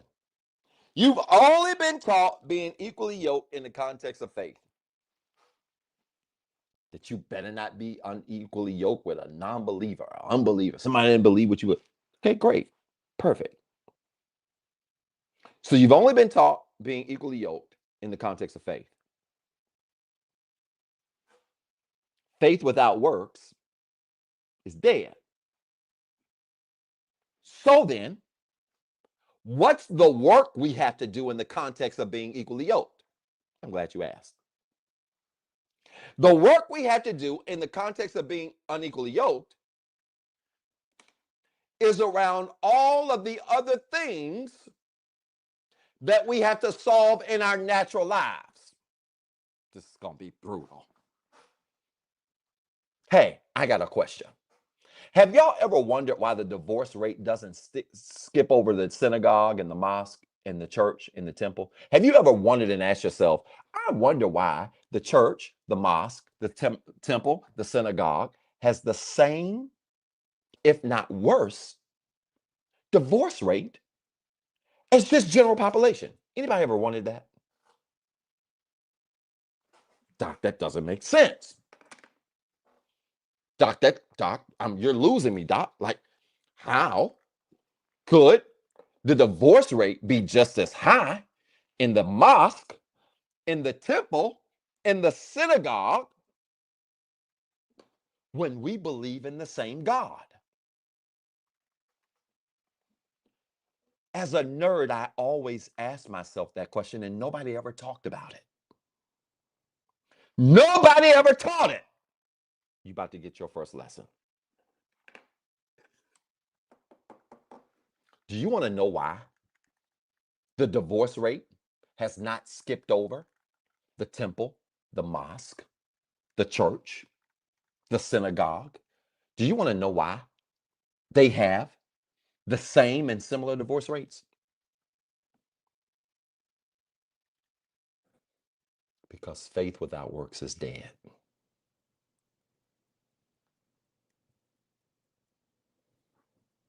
Which means when you stop sharing your beliefs, when you stop agreeing on what you believe as it relates to higher powers, you have to have the mental and the emotional ability and fortitude to solve daily problems.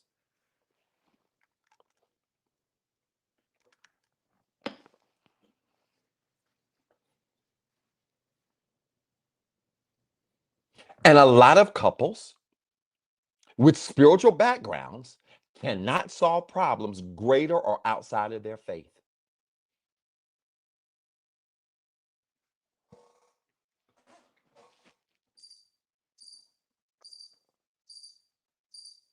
Which is why it really wasn't until about the early 2000s where you started to see even traces of counseling and therapy showing up in spiritual spaces. You know why? Why didn't we, until the early 2000s, start to see traces of counseling and therapy and coaching in the spiritual space? I'll tell you why. Because most people, Christian, Muslim, Jew, agnostic, whatever you are, most people felt like as long as they had Jesus, that's all they needed.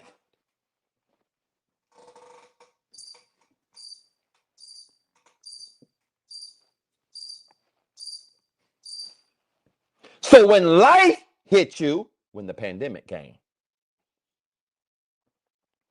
and the church is shut down, so you could not go in a physical building, and you were in a place with a spouse or a lover or whatever you do with somebody, and all of a sudden, you had to solve day-to-day challenges absent of a mosque or a temple or being surrounded by all of these people. Look what happened. Y'all can call it what you want. I'll wait on your explanation as to why the divorce rate is the same in churches, mosques, and synagogues. I'll wait. No, for real. I'll wait.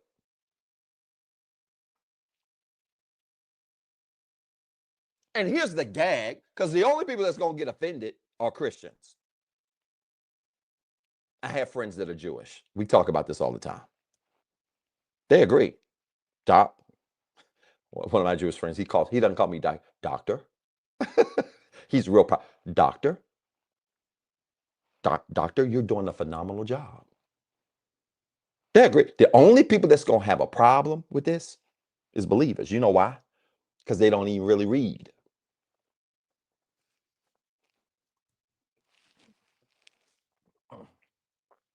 This won't make sense because many of their minds haven't been transformed. And what I'm suggesting to you is that the reason why Many of you are struggling to understand being equally yoked. It's because you haven't endured real mind transformation.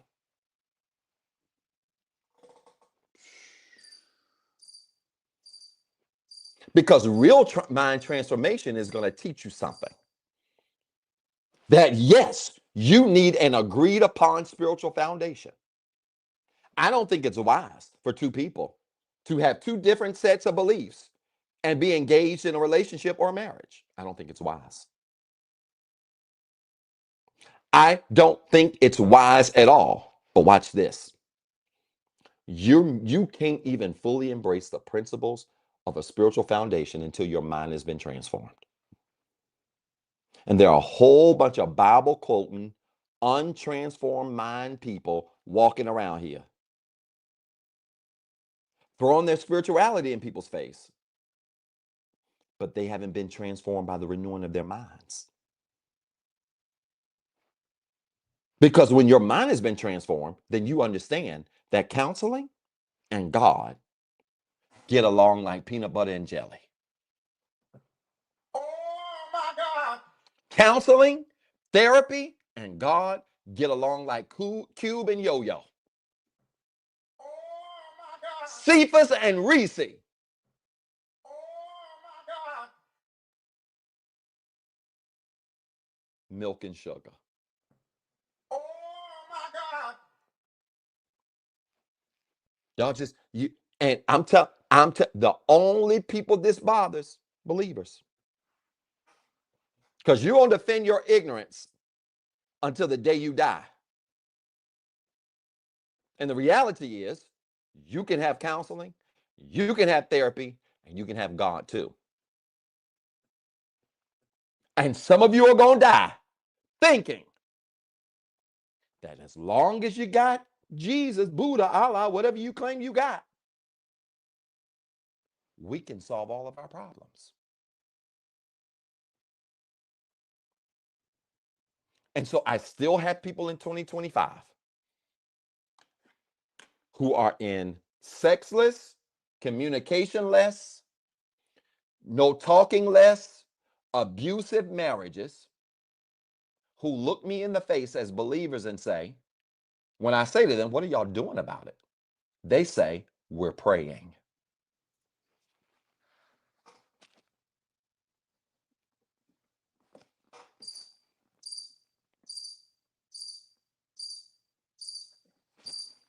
You're in this abusive relationship with a Christian foundation. And when I ask you what you're doing about it, your response is praying.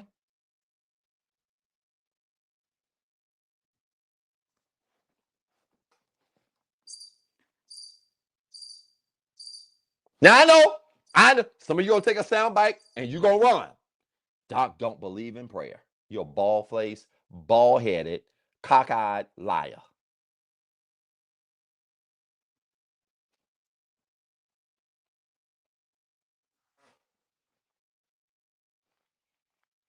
I believe in prayer. I pray every morning, every night.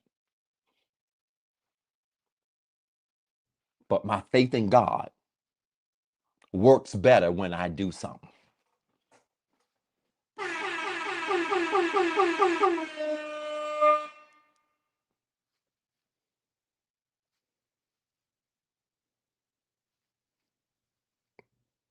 Yeah, yeah.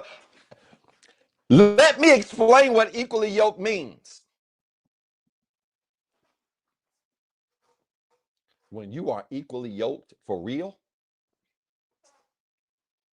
the person you are with not only spiritually aligns with you, watch this. I want you to record this. In all things, they complement you. Not compliment, COMPLIMENT. Not that one. COMPLEMENT.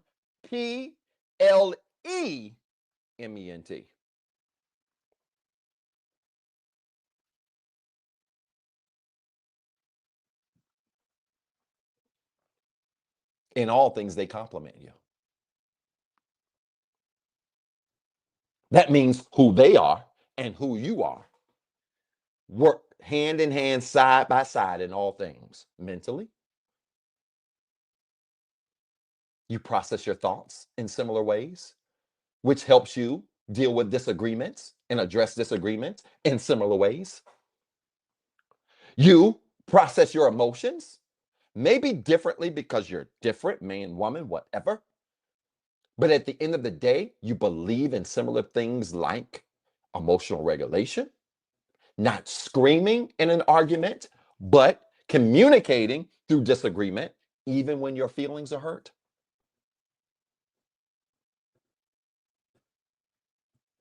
Now, some of y'all just speak in tongues and throw oil. And when you finish, then you cuss your partner out. No, you have emotional agreement. You agree, and your agreement complements one another. You agree that when you have issues, we don't scream and yell.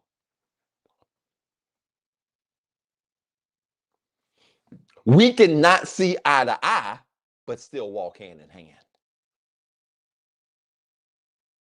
That's emotional agreement. Not this stuff that we heard on here tonight with a husband saying to her wife, don't pray without me so I can hear what you're praying about. And I can intercede on your behalf. Bruh.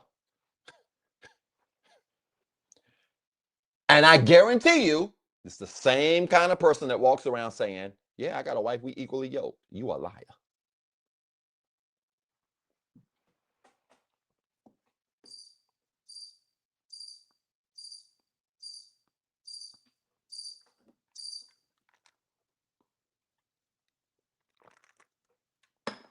Equally yoked.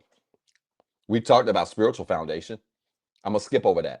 Mental, y'all know what I'm going through, right? 5 areas. I was going to do a diagram, it's too late. Mental, emotional, spiritual. Watch this. Physical.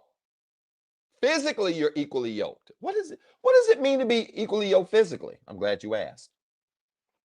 A lot of stuff. How do you respect your bodies?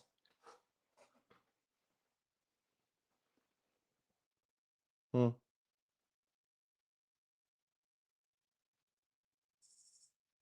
How do you respect your bodies? How do you respect your bodies sexually? How do you respect your bodies nutritionally? Now, y'all not going to tell me, I don't care who y'all are. Let me just make this real loud and clear. You're not going to, if it's a church, a temple, a mosque, a synagogue, I don't care where it is. You're not going to tell me if you got one partner that is obese by choice because he or she can't put down any piece of food that comes their way, and their partner, their spouse, woman or man, is nutritious, fit, into watching what they eat, into watching what they consume. You mean to tell me that those two people together are equally yoked? I'll wait. Let me find a believer to jump on him and throw a scripture up. Let's see it. I got time. You mean to tell me that when you have a couple that are believers, but one of them is into their nutrition and fitness and takes care of their body, and the other one doesn't, they're equally yoked?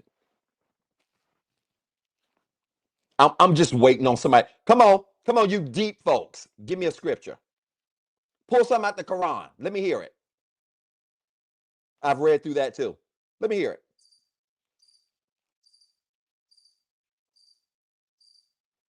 And here's the problem. You're not taught this in the context of equally yoked. All you're told is believe the same things. Well, that's contradictory in and of itself. Because that very Bible you believe also speaks to things like discipline, temperance, self-control.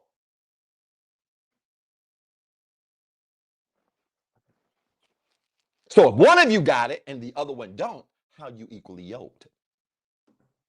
Oh my God. Go ahead. I'm just waiting on this because there's got to be at least one deep one. Go ahead. Give me the scripture, chapter and verse. That proves to me that you and your obese partner are equally yoked. Hmm?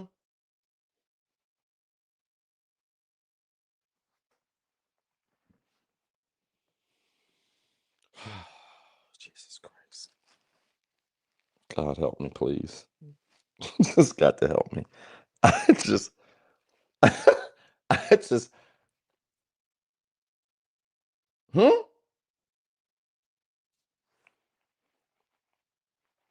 That divided house ain't gonna stand. I'm telling you now. If you have two people, I'm on physical right now. I ain't got the finance. Wait till I get the financial. I'm gonna really go off. You got two people that are together that claim to be equally yoked. Or I like this question that's in the chat. This is a really good question. Thank you so much. What if you both start out obese and you decide to change your lifestyle and they have not? That's a great question. So are you still equally yoked? Probably not. Probably not. Which is why how you start matters, but your values matter just as much, if not more.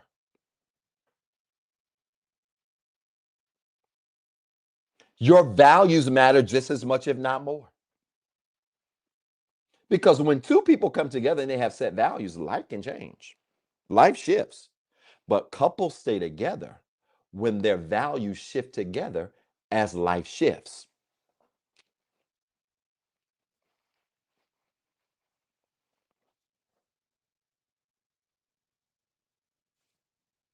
This is just crazy to me. And I just watch. I watch and I laugh. That's an easy example. And you can't tell me that two people who respect their temples,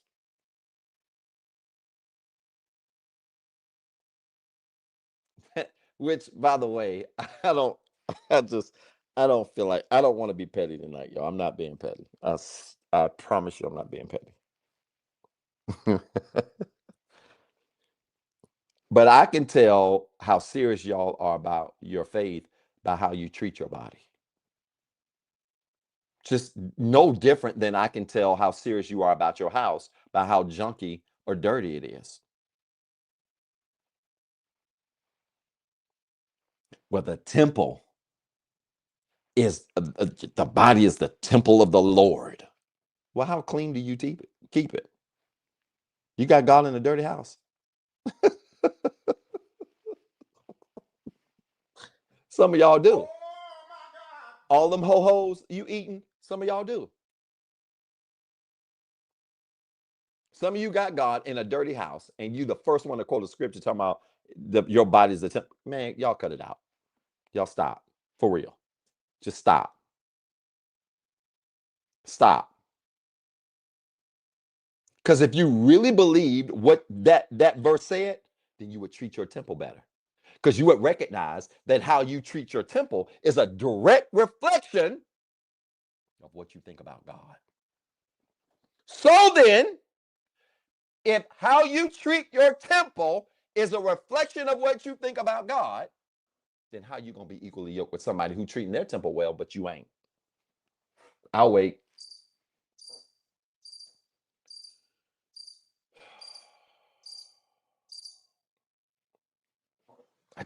It's always believers. It's never nobody else.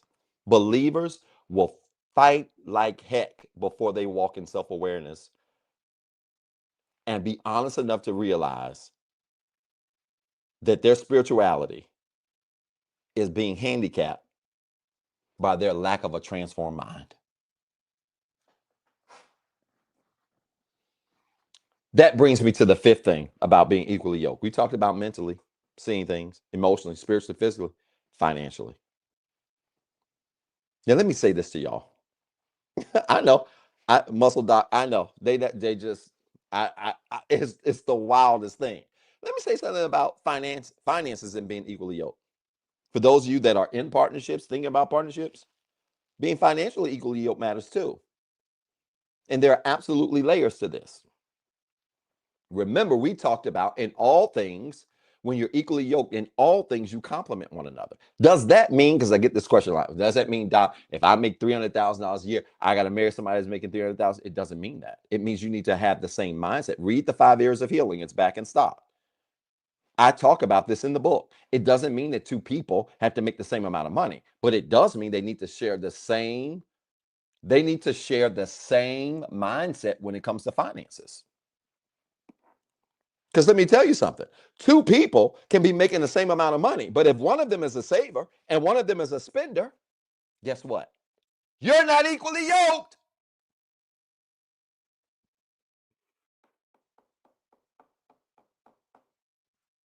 You're not. And all some of you are so, just so, what's the word? Just so bland, so surface that you just think being equally yoked is about dollars and cents. This is why I've done maybe one or two videos on the whole 50-50 conversation. You know why? Because number one, that conversation is a spiritual conversation. I'm not about to go back and forth with dudes or women about 50-50 when most of them are too shallow to understand things deeper than just dollars and cents. Being financially equally yoked is about being complementary in your finances. I know couples that go 90-10 and they happy. I know couples that go 100-0 and they happy. I know couples that do go 50-50 and they're happy, but they share the same principles when it comes to spending and saving.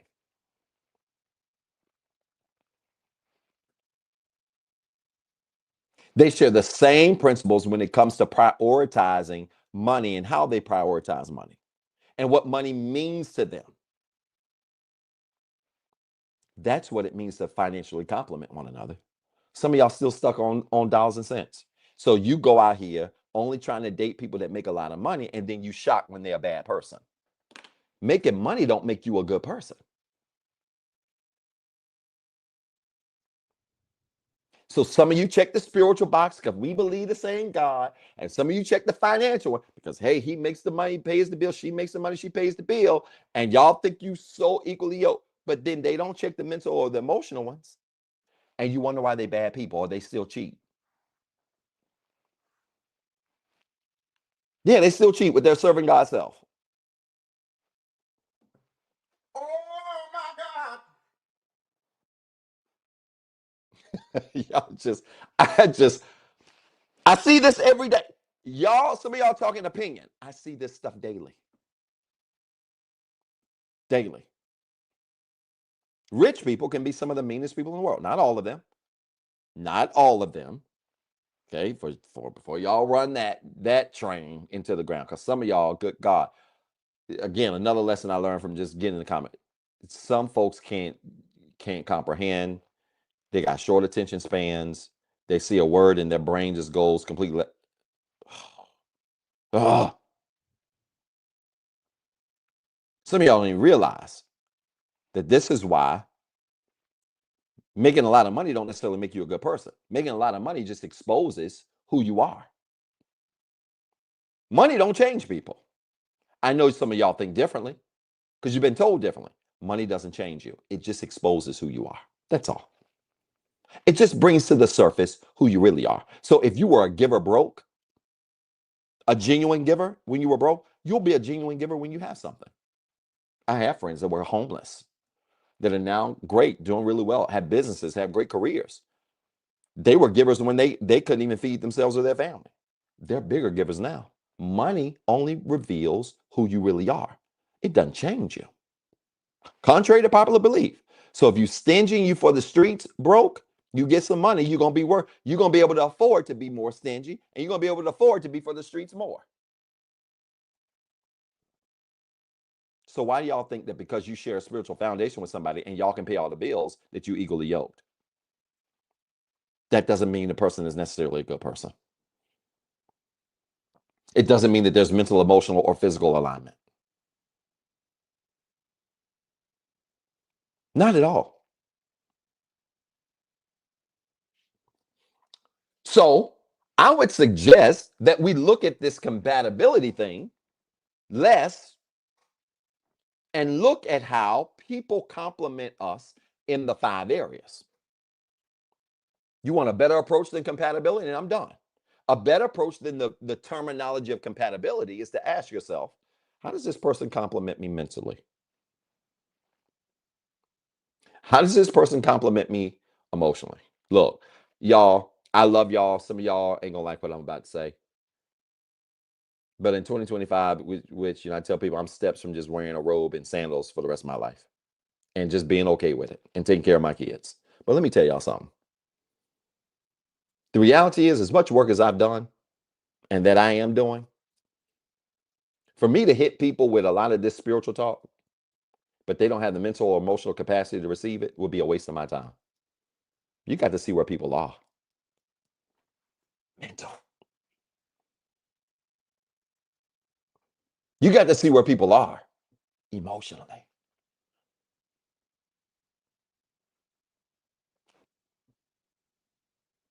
You got to see if they are complementary mentally, emotionally, spiritually, physically, more than looks, more than a shape and a figure, financially. What's their perspective of money? They ain't got to have a lot of money. In fact, two people that are together that can have a lasting relationship don't necessarily have to need a lot of money to do it. Well, Doc, I like to travel. Great. Then find you somebody who likes to travel like you. But you might find somebody who compliments you in the other four areas, but they don't believe in traveling as much. They like to save. What you gonna do? What you gonna do? Doc, I'm gonna just try to make it work. Well, you can try, but you might want to adjust where you are as it relates to your financial compass so that you all are in full complement with one another in all five things. Or else it's gonna be exciting in the beginning. You finally met your one and and they check it the box mentally, emotionally, spiritually, physically, but y'all can't agree over money. And what is, by the way, one of the top reasons? I think it is the top reason for divorce still here in America: money. Money. So I highly recommend that many of you expand this equally yoked conversation because most of you are so dense in that space.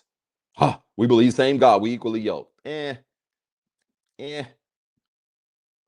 Your ways of thinking don't agree. Neither one of you have emotional regulation, or one of you do and the other one doesn't. So when you come off of your spiritual high horse, you can't even solve regular problems.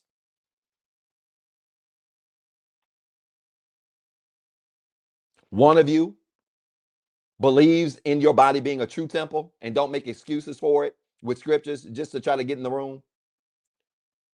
And the other one, every other food piece is a donut. Y'all not equally yoked. And let me tell you where you really start to see this equal yoke conversation. Can I be honest? And I'll say this and I'm going to stop. You really start to see this equally yoked conversation when you have kids.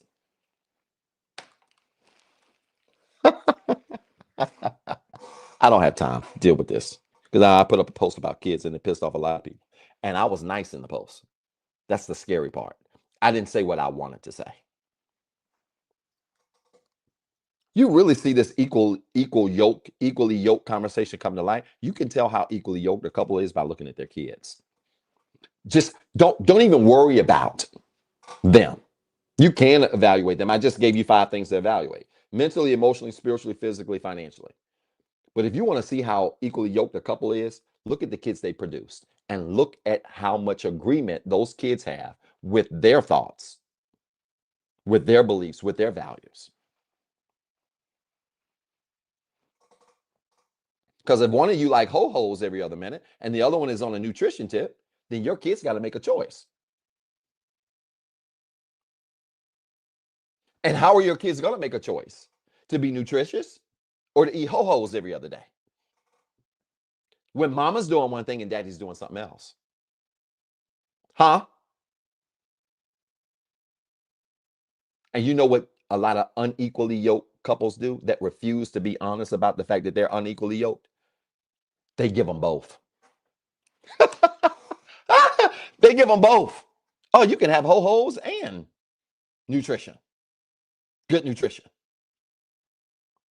They give them both. And neither one of them, both of them are oblivious to the fact that they're functioning in poor self-awareness. How can two walk together except they agree?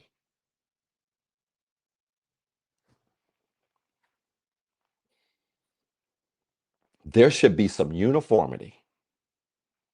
When you want to know if you and your partner are equally yoked, there should be some uniformity between you and your partner and your kids. And people should be able to look at your kids and look at you and look at your partner and see, watch this, both of them in the kids, not just one. I quit. I'm gonna just log off. Because if you with somebody and y'all got kids and people can only see one of y'all in the kids, then you and your partner not equally yoked.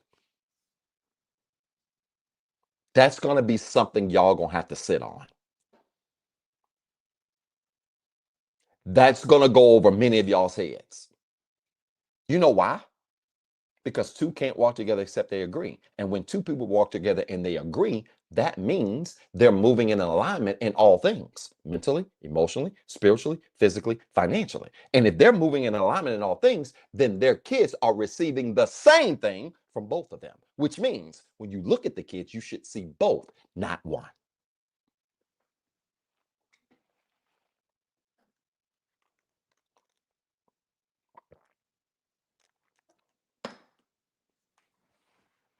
All right, I'm done. Was this helpful? Oh, the believers are mad tonight because it's only the believers. It's us. We good for this. We don't like to be challenged. Don't challenge us. I am tan, Rochelle, very tan. Still tan from Grenada. Wish I was there. Is this making sense? Was this helpful? Hey, look, I gotta go.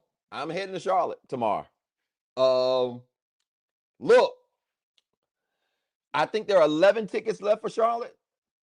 If you don't have a ticket, you might want to get one. VIP is sold out. There is one VIP ticket available. A lady purchased two. She has one because the person she purchased it for cannot come. She's willing to sell that ticket. So if you want that ticket, send an email to info@zevthethird.com. We'll connect you with that lady. You guys can work that out.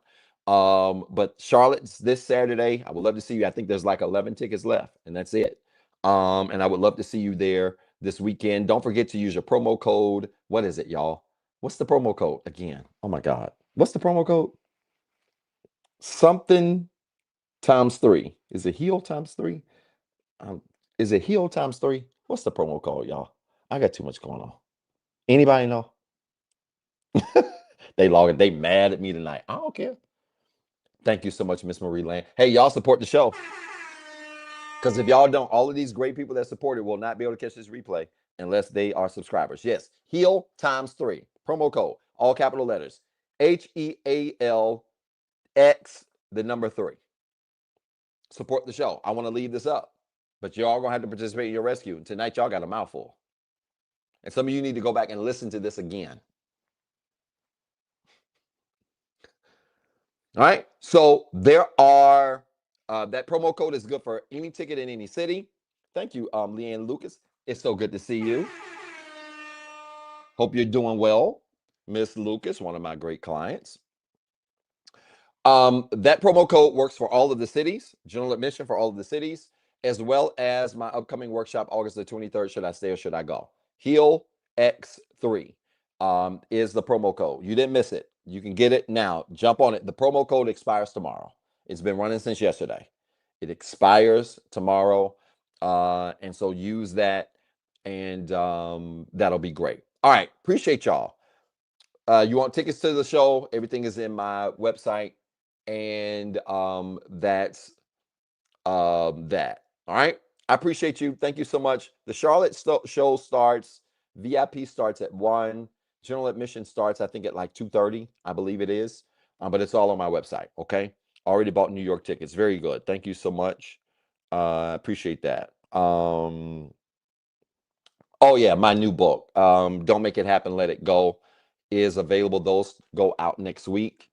We have been taking pre-orders, and they have started to come in, so they will start shipping out next week as promised.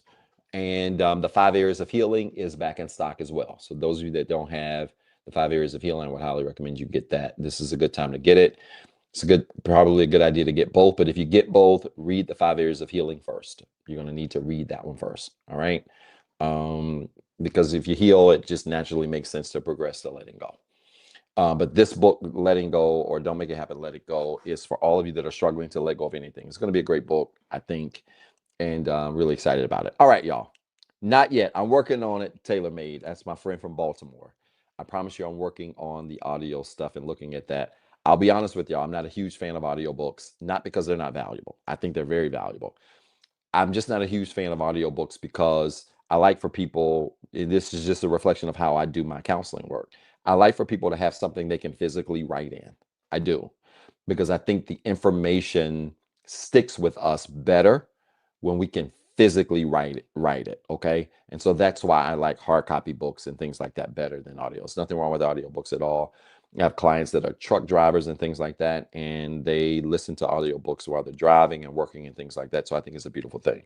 Yes, Dallas is September the 13th. I think I mentioned that earlier, but make sure you can use that promo code for your tickets in Dallas. That does have a VIP option as well in general admission. Los Angeles, October the 4th. What did I say? Dallas, September the 13th. Los Angeles, October the 4th, and we will be in New Orleans, Louisiana, November the 8th. And I'm hoping to have some venue information on that really soon so that those tickets can begin to go on sale. And we will wrap it up December the 13th in Atlanta, Georgia. It's the last stop. We're going to end it where we started it. And I'm really excited about that and just grateful for it. All right, I'm done. I feel like I'm yapping. I got to get up in the morning. I got a lot to do tomorrow. Dallas in September, my birthday gift to myself. Good. I better see you. Absolutely. I know who that is. I better see you. Dallas in September, my birthday gift to myself. Very good. I can't wait to see you, my friend. It's going to be great. All right. I'm done. Y'all have a good night. Appreciate you.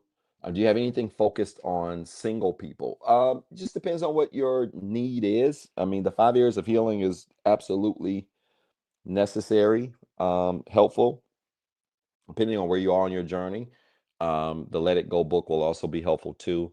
I'm also getting ready to get back into doing more group works. I used to do a lot of group work for single situations. Let me just say that, like how to recover from a breakup, that kind of stuff. I used to get into some of that stuff, or effective dating. I think I did effective dating or something like that. I used to do a lot of those, and then I kind of scaled back on some of that.